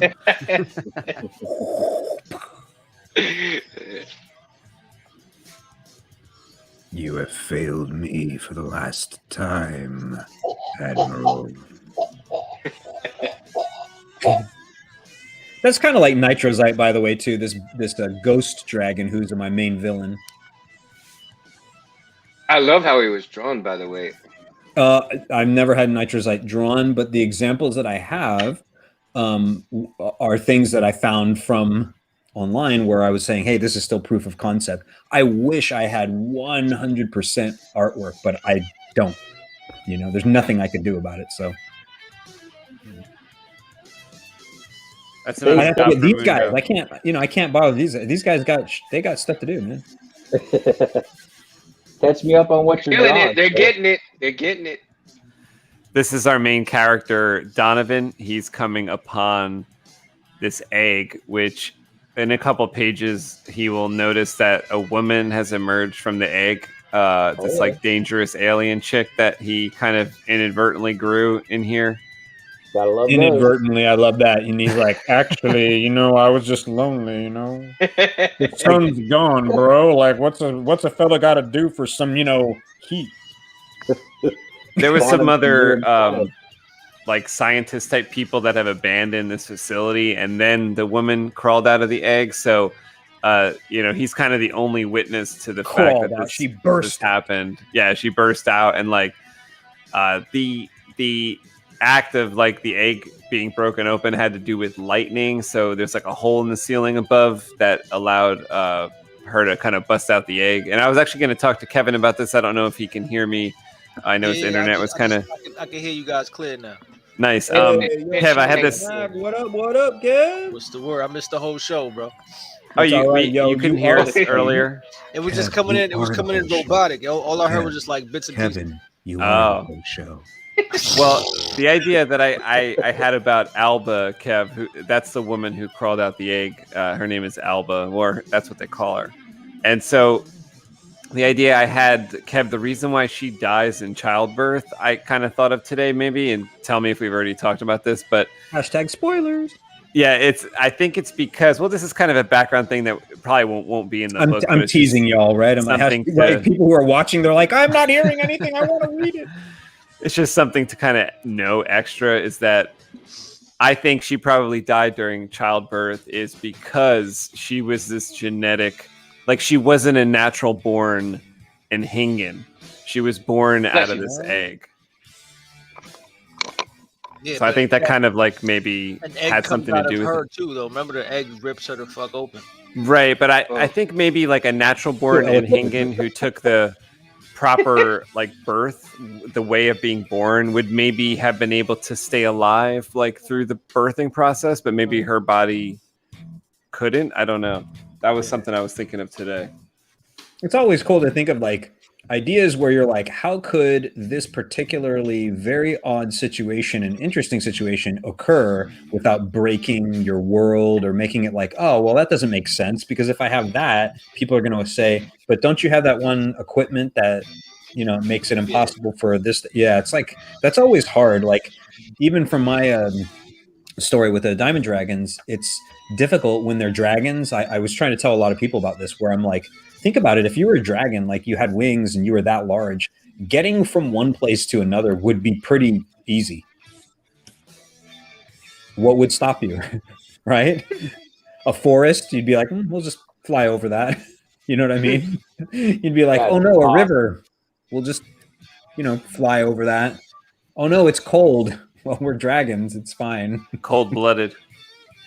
Like, what would stop you as a dragon from flying from like New York to Turkey, if you want? Well, yeah, like the world is your oyster if you're a dragon. However, in the story, I needed to figure out a way to cordon that off a little bit so that it wasn't like, well, wait, if they need to go somewhere, then what's going to stop them? They're just going to be there. And you're like, I know, right? Because how exciting would that be if you're like, yeah, they had a 7-hour flight and they, you know, encountered nothing. Right? You'd be like, that's really exciting. Great. You know? Well, you fast forward through that flight. You don't show the flight. You're getting my drift, but then the point being is you can't have too much of that, because then it'll just be like, okay, they're at the end. Right? Yeah. That's the trouble with Lord of the Rings, right? The journey is what it's supposed to be, the story. So you have to enjoy that. But imagine if you're just like, okay, well, let's just cut to the end. You know, they fight some orcs, whatever. Then they fight some more orcs, whatever. Oh no, look, more creatures. You know, so you have to find like interesting things to happen. Yeah, talk about Lord of the Rings. Why didn't those fucking giant eagles? The eagles. He's gonna mention the eagles in the first half hour of the movie. Like, I don't understand. What was the reason? Like, what stopped them? I don't understand. We've all heard it before. No, it's true. Kevin. You're absolutely right. Is that although Tolkien, I'm not even kidding you. The Lord of the Rings, my trilogy, is sitting right over here on this shelf. I'm not kidding. I'll pull it up if you want. But he explained it away in the books, but still, I have to say there's no good excuse. Because what it is like in the books, it's more like the Eagles are like, homie, don't play that. Like, we're just here to like rescue you. We're not here to get involved in this worldly bullshit. Like, but it doesn't make any sense because we're above this, literally, no pun intended. Yeah, there's a whole bunch of conditions where they just don't do that anyway. You know what I mean? They help anyway. So it's like, okay, so you helped us here and here and here, but this last thing, you can't just even fly us over and drop us off. Like, you won't even have to be involved, son. You could just fly us 3/4 of the... No, we got to walk. Okay. And so it's true, but as we know, it's still a pretty damn incredible... story. Oh no, am I gonna lose my lamp? Don't kill me. Don't murder me. Don't you kill me. Don't you kill me. I just want to see an army of Schmeagles. That would be insane. My lamp is dying. That'd be sick. Army of Schmeagles. How would there be an army of Schmeagles? It'd be like an attack of the Schmeagles as clones? Schmeagles. See, look at that. It's old. Yeah, Jedi, the only thing you'll get out of the Schmeagles, my precious! My precious! Throwing rings at you. The dirty Balkan's has it. It's mine. I want it. My precious! But yeah, isn't that weird? Yeah, that's spot on. Wait, is this upside down? I can't tell. You might have to do an alternate saber font with that one, with your voice, man. Yeah. Oh, I just realized. Pardon that some of these books are not in, like, you know, who cares? Who cares? Oh, there you go. Yeah. Sorry, I'll just flip it over so that, you know, there's the Fellowship of the Ring, and these are the older ones though too. I was just, the reason they're out of order is I've been like going through them and looking at just because I wanted to compare some of the writing that I was doing and make sure I wasn't like a complete boob, you know, in trying to tell a story. Because, you know, sometimes you sit there and think, well, maybe maybe this makes sense to me, but not other people. You guys ever have that problem, Ant and Kev? Yeah. Because it's just hard because when you know the backstory, you just you use it to be consistent with your own story and what you're talking about and how you tell it. But you have to make sure that you give the audience enough to piece the puzzle together. Precisely, and you don't want to tell them too much because you then don't want to spoon feed them. Then they're going to be like, well, now you're patronizing more, or you're like for example, I think I said this before, even on this show too. Is like, how many times you ever seen a movie where like, oh look, a very attractive girl came in and this guy just stumbled into her. What do you want to bet? They're probably going to meet and this is going to happen. They're going to fall in love by the end of the thing. Oh joy, that's really exciting. Where it's just too predictable, and then it all happens, and you're kind of like, oh man. Well, the one thing I've noticed in the past, I would say 20 or 30 years on like TV shows and stuff is, and I think it's kind of cool, is like they will set you on the path of this expectation and then subvert it. Right. So, yeah, that's like I've been watching this like Weeds show again. So I watched Weeds. That was a really good one. That was with what's her name? Mary. What was that actress's name? I'm forgetting right now. Her name is Nancy in the show. That's true, right? But she she goes through these things just like what you explained, where she bumps into a guy or something, and you're like, oh, that's the next guy she's going to be like dating or whatever. And then but they kind of twist it up a bit, so it's not just that. It's like, no, this guy is like an FBI agent, she's a drug dealer, so she finds that out later, and you're like, oh, okay, so it's like a little twist there or something, It was, it's funny you mentioned this because then everybody many years later, because Weeds it's an old show at this point. Yeah. I never even watched it. It's a good show, and here I'll tell you why. Is it's very much, I don't want to say on the exact level of Breaking Bad, but it's certainly that kind of subverting your expectations, like Anthony was saying, and also it's like, what a strange thing, you're like, oh my god, a drug dealer and an FBI agent, and they're together. Like, what the hell, how is this? And in Breaking Bad, you have this brother-in-law, the Hank character, who was the same guy who was in what was it, Total Recall as Tony. Yeah, I love Hank. Awesome. He was my favorite character. I watched in there. Breaking Bad. I watched Breaking Bad, and that was really.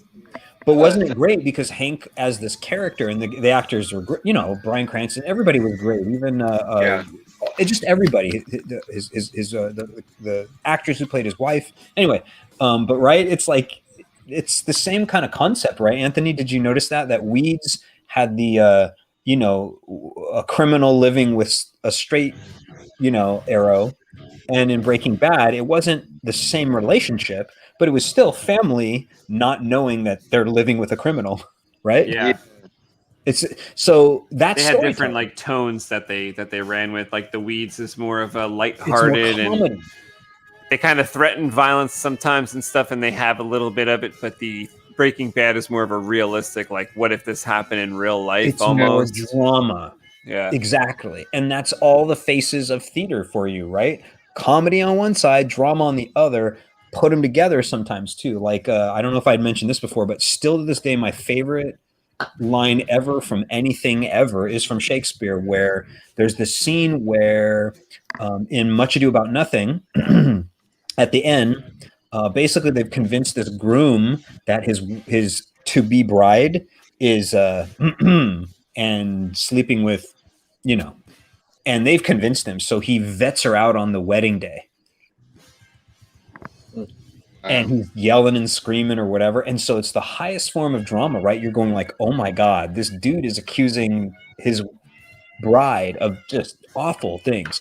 The families are screaming at each other, right? And then this one character leans over to the other character and he's like, this looks not like a nuptial. And it's so funny because he's literally saying, this ain't no wedding I never seen before. It's so funny. And it's literally taking a very high stakes drama moment and he just slams dunk comedy right into it. Shakespeare. Good stuff. But can you imagine that, right, Anthony? If you were getting married and everybody had convinced you, they're like, yo, your bride, she's pulling a number on you. She's sleeping with everybody. She's got this. She's going for your money, man. And then on the wedding day you did that? You were like, you bet her out. Shakespeare, so overrated. I'm joking. I'm joking. It's hardcore though. Like people always think it's all like haughty toddy. I'm like, no, he makes like some of the worst. Like, ooh, you're like, oh, that's a situation, man. That's crazy. Yeah. Yeah. But that was the funniest thing. Can you imagine that being at a wedding where people are throwing stuff at each other, and then all of a sudden you're just like, I've never seen a wedding like this before. I would love that. That'd be a Really? party. Are you that much of an anarchist there, Sure. Jedi dealer? Is that Jad? Jad for sure. Euler? Jad. Euler? Jeeler.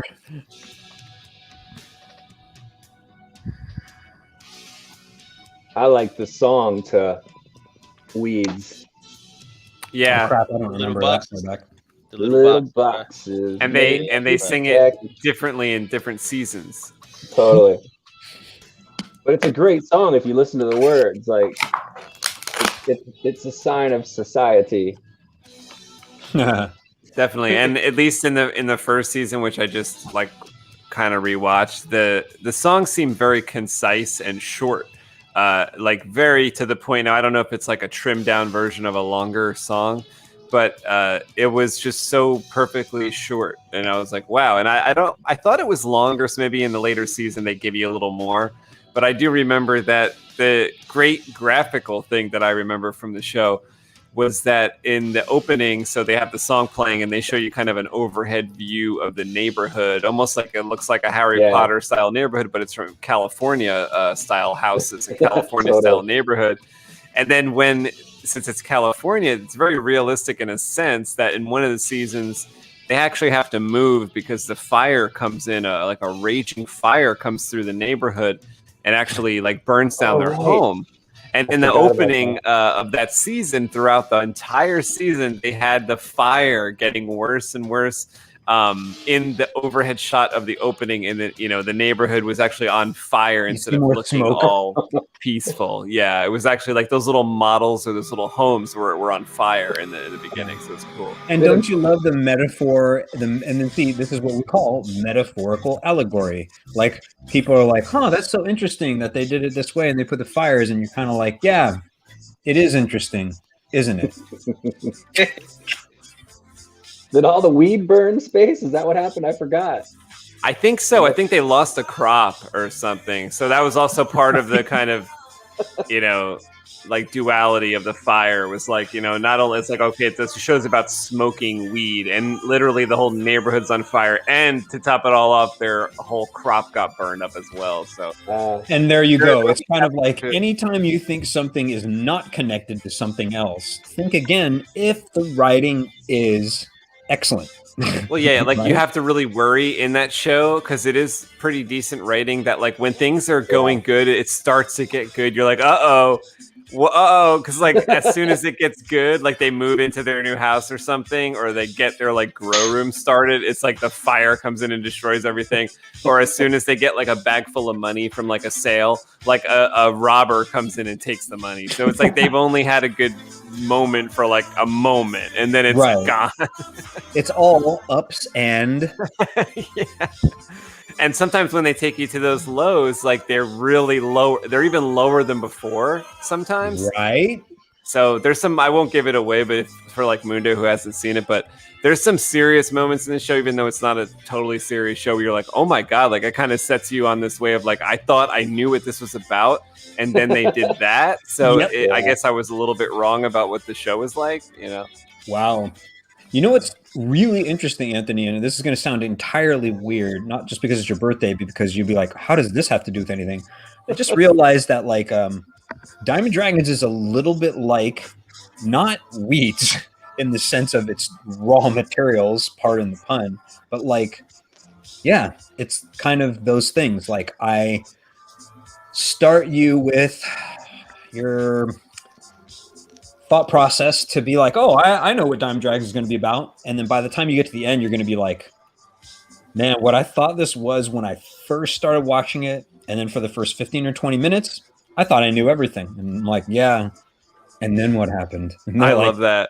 See, yeah, I love stuff like that. I feel like they You did had it that in little twist of Anthony's turns. the only one in the room who actually knows because he was on the latter half of my virtual table read of the screenplay version. By the way, thank you, Anthony. He voiced Mestrius and Nitrosite. And I was about to say, and he took he tried his vocal best at Nitrosite, because obviously Anthony is there's no two ways about it to say, he knows. He's like, hey, I'm not a vocal performer, Matthew. And I'm like, I don't care, just come on in and have a good time, learn a little bit about the characters, like you'll have a good time. And so he knows what happens, but we're not supposed to reveal it. You know what I'm saying? Yeah, definitely. And like Matthew, I think another thing along those same lines is it's totally different type of thing, but the new show called Invincible, which is based off a comic book, also has the same properties where like you watch it for, there's about 8 episodes in the first season, and the first season is a multiple comic books in the series, kind of wrapped up in these 8 episodes.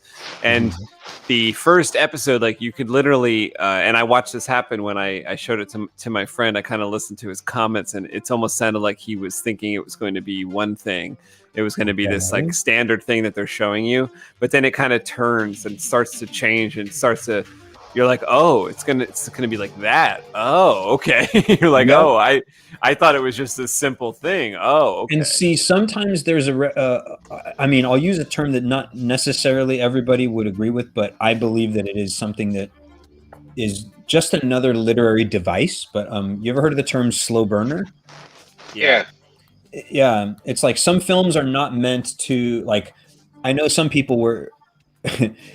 They'll watch 5 minutes and then they're already out, and I'm like, what the hell's wrong with it? I mean, it's pretty good, don't you think? They're like, well, I don't know, it's just really slow and stuff. I'm like, yeah, but is it good? And they're like, yeah, it's good, but I don't know, I don't like it.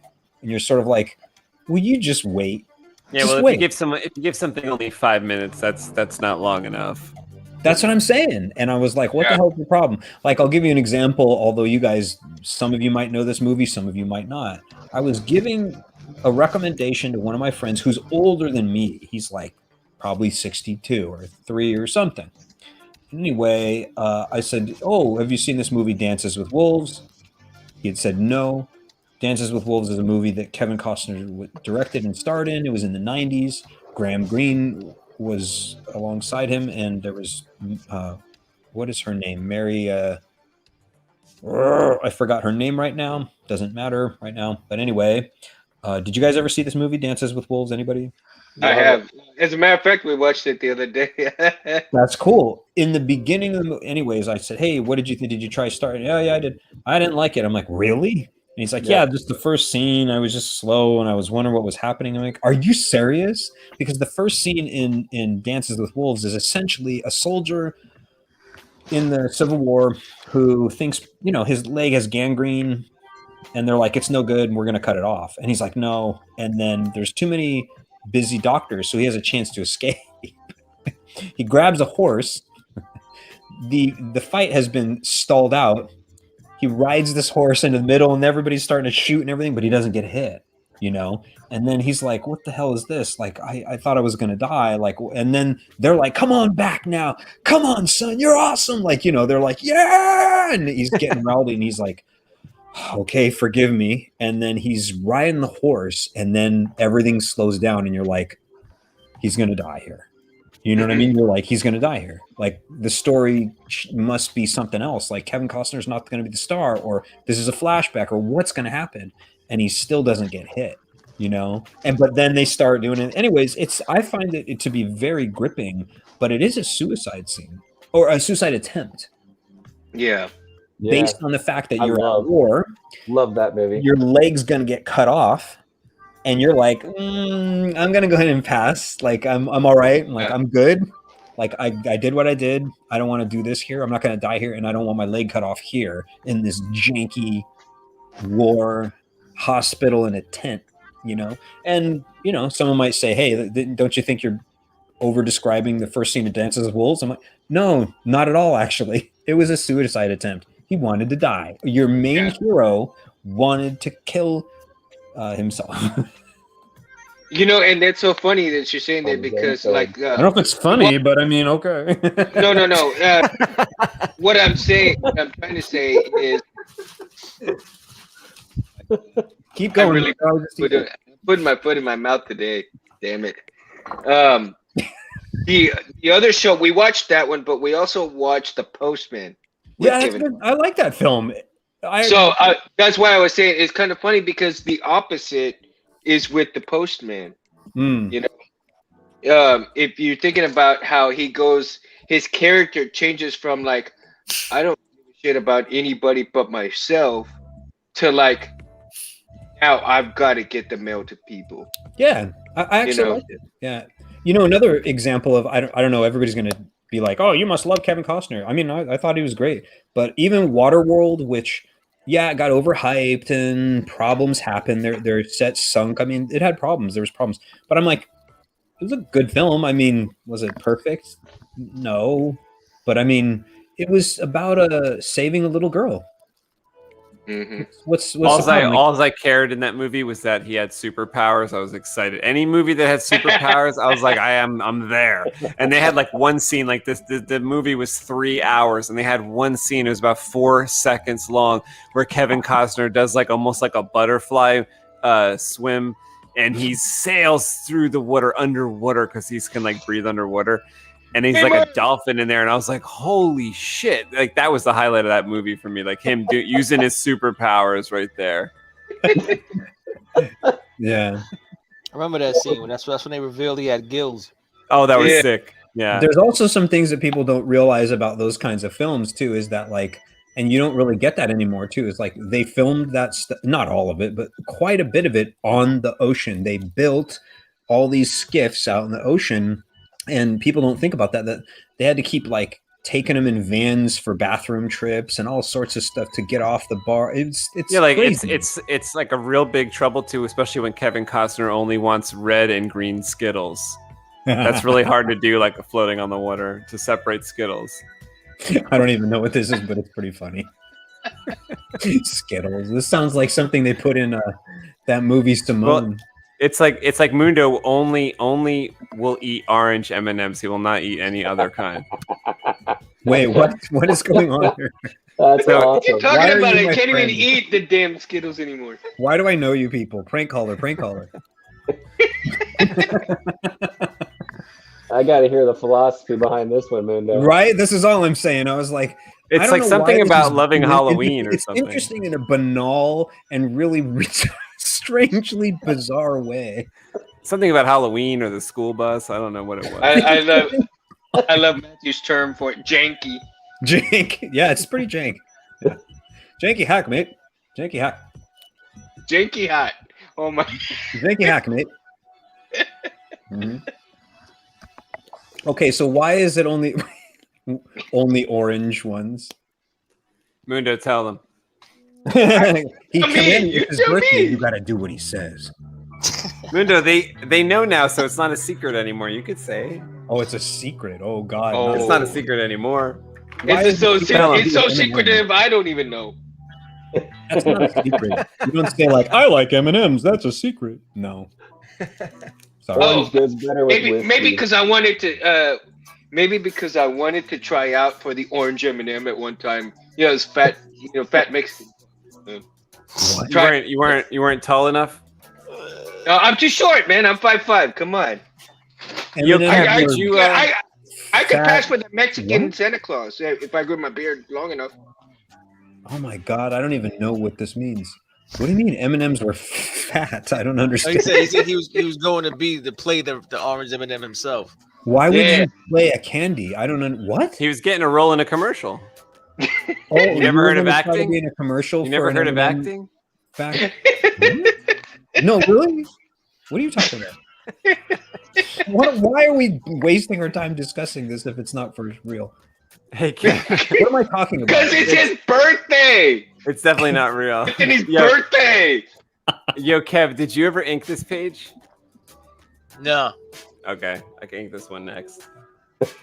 Cool. So there you go. That's how you guys choose, huh? That's cool. Yeah. Did you? No, I didn't. I'll do it. Good. That's it. It works. You know what's good It to know, works. Kev, is that you guys have a streamlined, process where you guys are going off of documents and it's all planned out. a log. By the way, Like, for there's the no people, digital the audience who file are out with there this buying this now, remember they've been planning this for 19 years. Yeah, we have comic books older than Kevin's kids. Oh my God. Everything that I have on my body is older than everybody, I think, in this whatever room, virtual oddities or whatever. I'm No, close. because I'm a vampire. So I'm actually 187.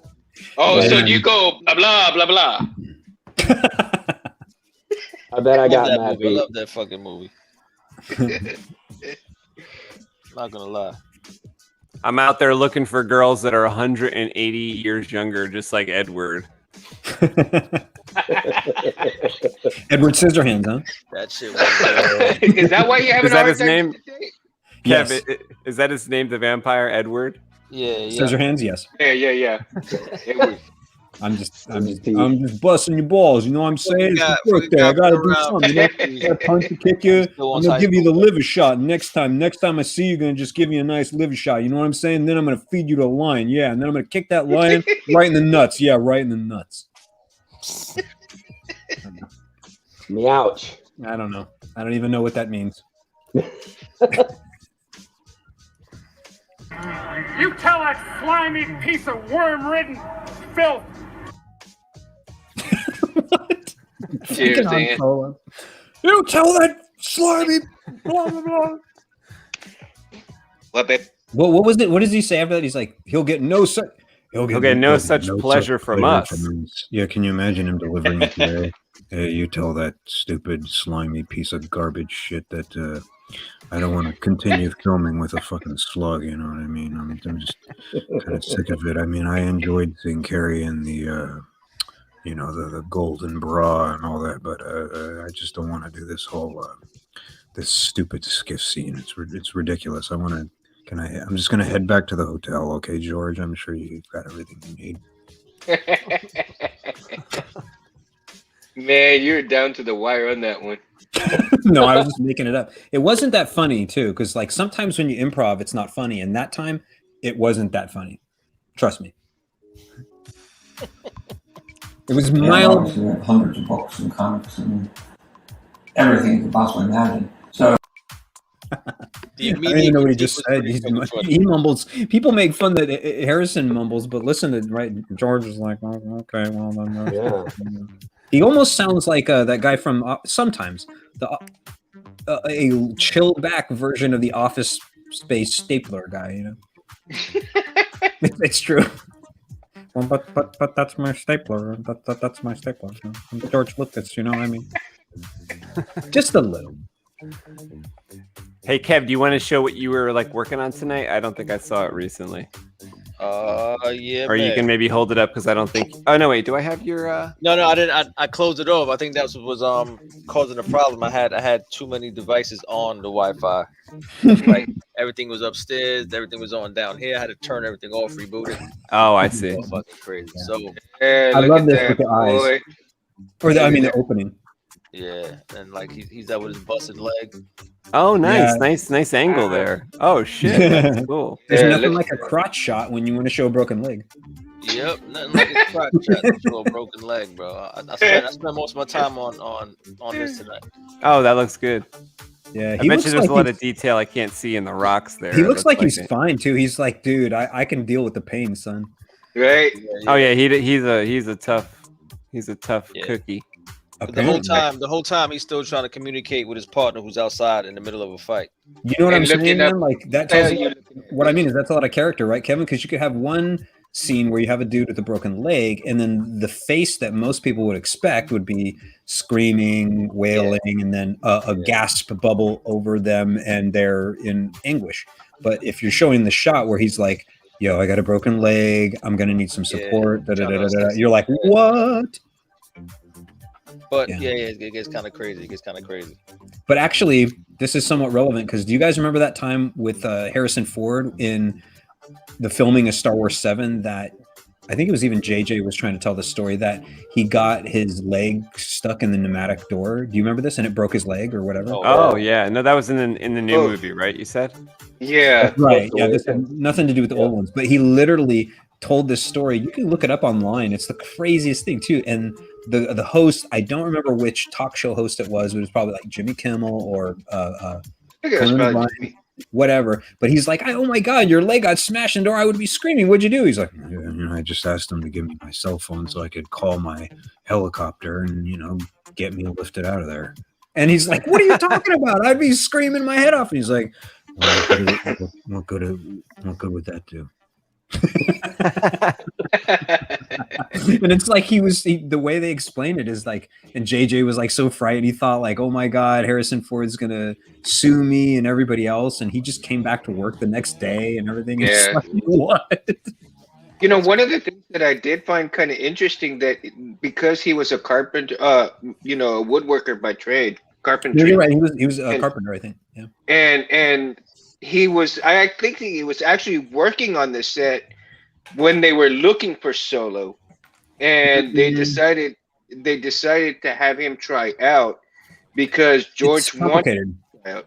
Yeah, it's complicated. So what happened was first they had him reading as the side partner, and he was fine with that because there's like, well, he's an actor, but he's also working on the set.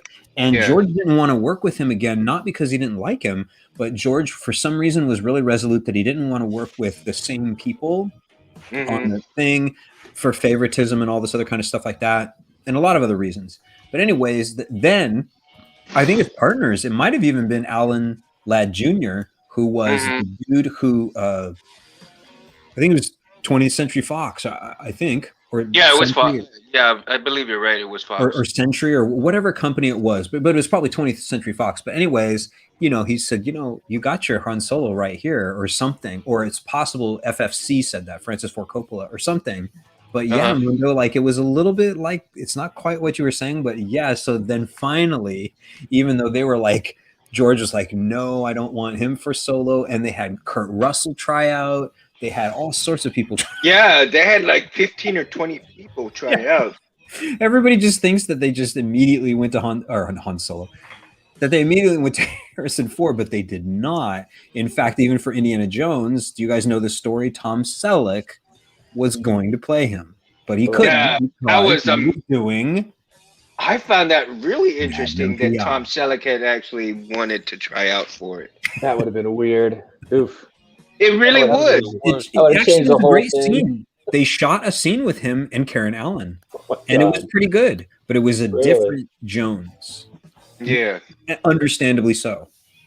Yeah. Wow. You can actually see footage of it. You'd go look it up online. I bet you could put it in Tom Selleck, Karen Allen, Jones, Indiana Jones.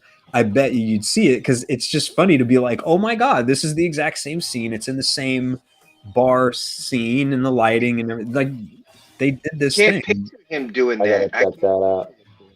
It's pretty cool. Yeah. Because I picture Tom, as the Quigley Down Under, and it was pretty good. And then also what was it? That series, Magnum. Oh yeah, Magnum. Yeah. Magnum. Or whatever. Yeah. I think it was in a show called Blue Bloods when he was much older. Yeah, I've only seen Tom Selleck be Tom Selleck. Well, have you seen Harrison Ford be anybody other than this? Bro. That's it. Yeah. Yeah. When he was regarding Henry. Oh, that's a good example. Actually, I really loved that movie. I remember him talking on a show about that too, Kevin. Do you remember that? Where he's like, I used flashcards to tell me in my own mind how well or not well I was, because what people don't know about most films is they're not filmed sequentially. Oh yeah, usually. yeah. I mean, it happens, but it's rare. I heard on Platoon, they shot sequentially almost. Anyway, but with regarding Henry, he was like, I had to know how messed up, how sick my mind was, because it's not like, oh, we're filming and you're good, and then okay, now you're really bad, and then we're slowly getting back to good. He had to film all over the place. So he was like, "Oh my god, how am I going to keep track of all this motherfucking crap?" You know, like, so he was just like, I just wrote these flashcards, and it's like, this hand still has like a kind of palsy. You know, I'm still, you know, doing this or something that had to give him all the steps so that he knew what mode he was in. You know, it was really interesting because you're like, joke. yeah, you'd have to do that. I mean, unless you were just a shitty actor. How many people watched Runaway with Tom Selleck? Runaway with That's Tom what the Selleck? dude from Kiss and those Yeah, bullets that fucking chase people and shit. It was alright. Yeah, I vaguely remember it, but I think it was pretty, But it was good, right? it was Tom Selleck in the future. Yeah. That's all it was. Fucking policeman Tom Selleck. Again, Policeman Tom Selleck. It was That's wild. funny. Gene Simmons was in it. He played a pretty good villain. Simmons, yeah, a bad guy. He played a bad guy. Pretty cool. I don't remember that because I haven't seen that. I just don't even remember it anymore. That's so funny. But I know that it existed. Yeah. Weird that I don't remember it all. That's how old I'm getting. It's a good movie. It's a decent movie. Yeah. It's wild. Pretty good. Pretty fucking good, man. What'd you do on your birthday, Space? I woke up. I started drawing that page, or I started inking that page I just finished earlier. I worked out. I enjoyed the beautiful day that we had here in Jersey. It was like a Hawaiian or like a Florida style day. It was great. Oh my god, that's awesome. It was real nice. I had a couple friends over. We ate dinner. We ate cheesecake. We then I think it was about time for me to start the show. Oh, also, I implanted sounds that Jedi Arms Dealer provided for Michael Murphy and myself for our lightsabers, and I played with it for too long, probably because No, it's your birthday. You do what you want. If you want to play with your lightsaber on your birthday, I was having a really good time with it, and I was really wishing I was like I should be recording anything. Yeah, I was like I should be recording this because it was like, you know, it was happening like so, like the all the sounds were like working out so cool the way they looked with the blade and everything. That's awesome. Cool, and you got video of it or anything? No, I was thinking I really wanted to, and then I recorded a couple little things, but it didn't come out that well as when I wasn't recording. And then I stopped recording, and then everything was awesome again. I was like, fuck, but it was just a lot of fun to play with it. Yo, I resonate. I had footage of shows Michael? back in the day where I was like, oh, the footage sucked of this, but that show was really good, you know? Go ahead. That's cool. Sounds like you had a good one. Yeah. Yeah. Good, man. Awesome. Well, I think we're gonna wrap up the show.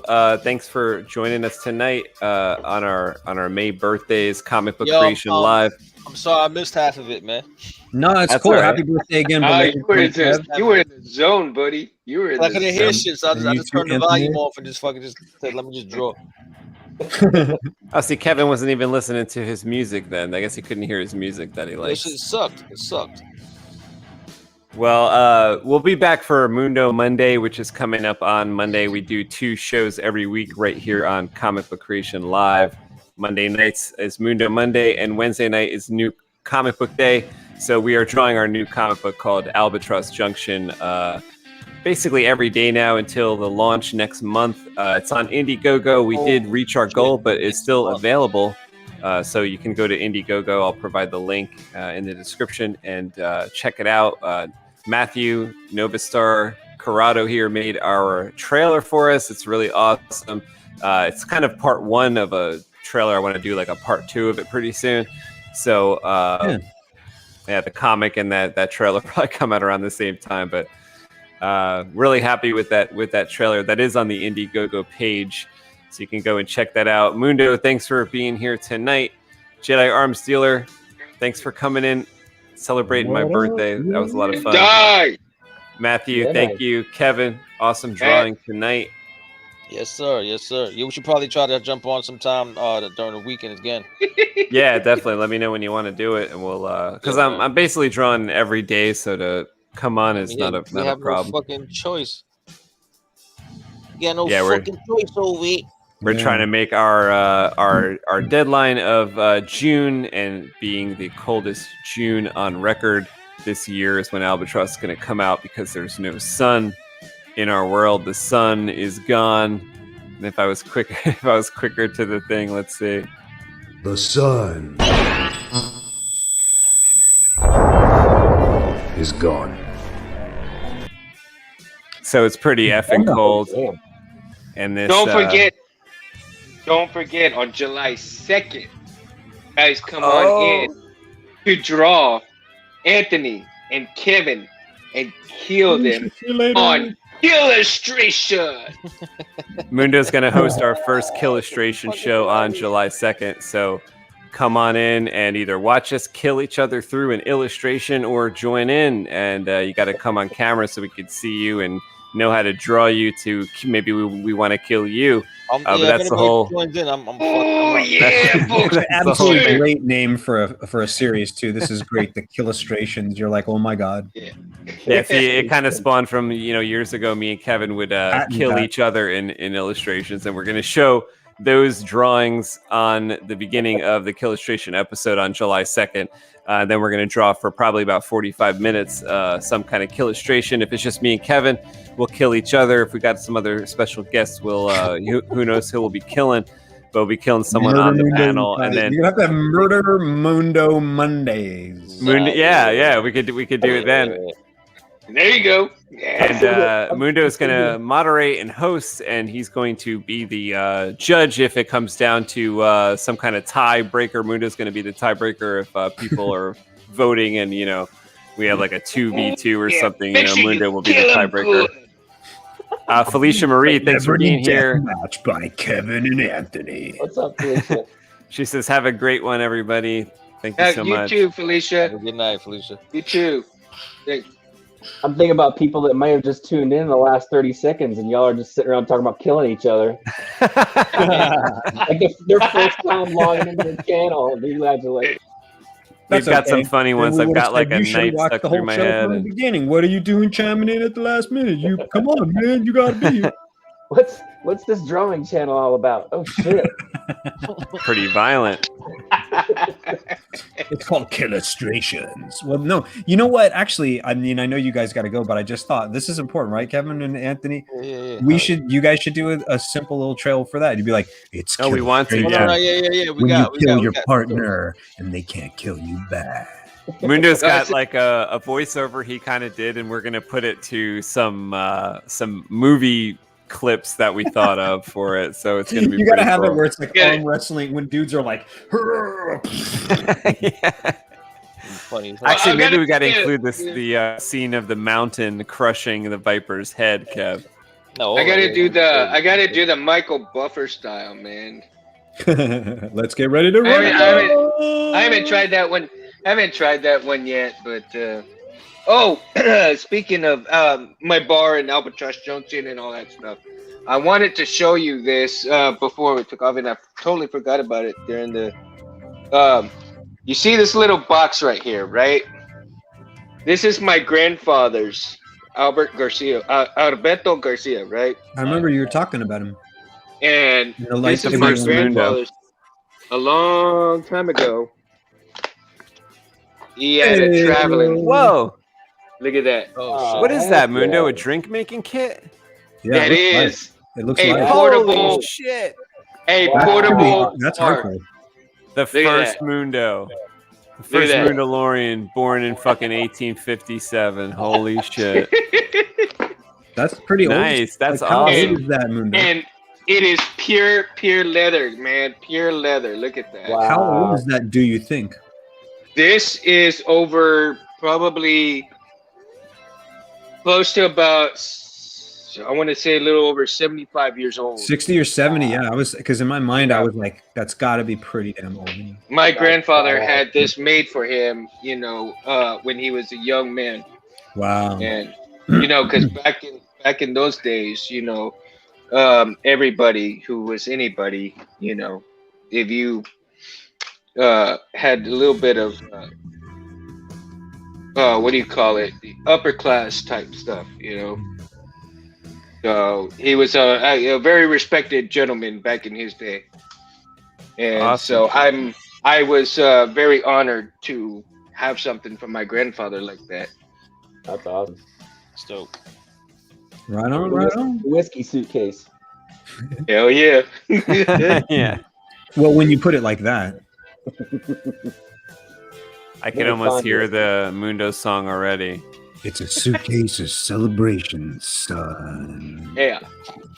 So you guys have a great night. Anthony, you have a continued great birthday, my friend. Yeah, man. Thank you so much. Jedi Arms, man, it's always a pleasure to see you. Matt, always a pleasure to see you. Yes, sir. Yes, sir. Anybody Likewise, who man. joined in, Kevin, always a pleasure as well. Always.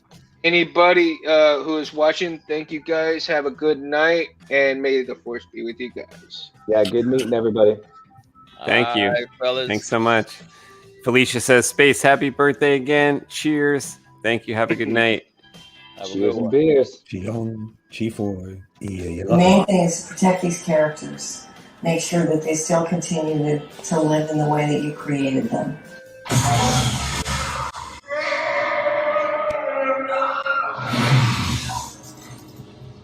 Thank you.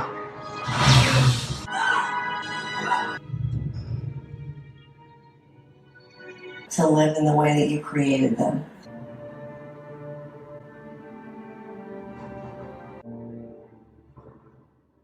To live in the way that you created them.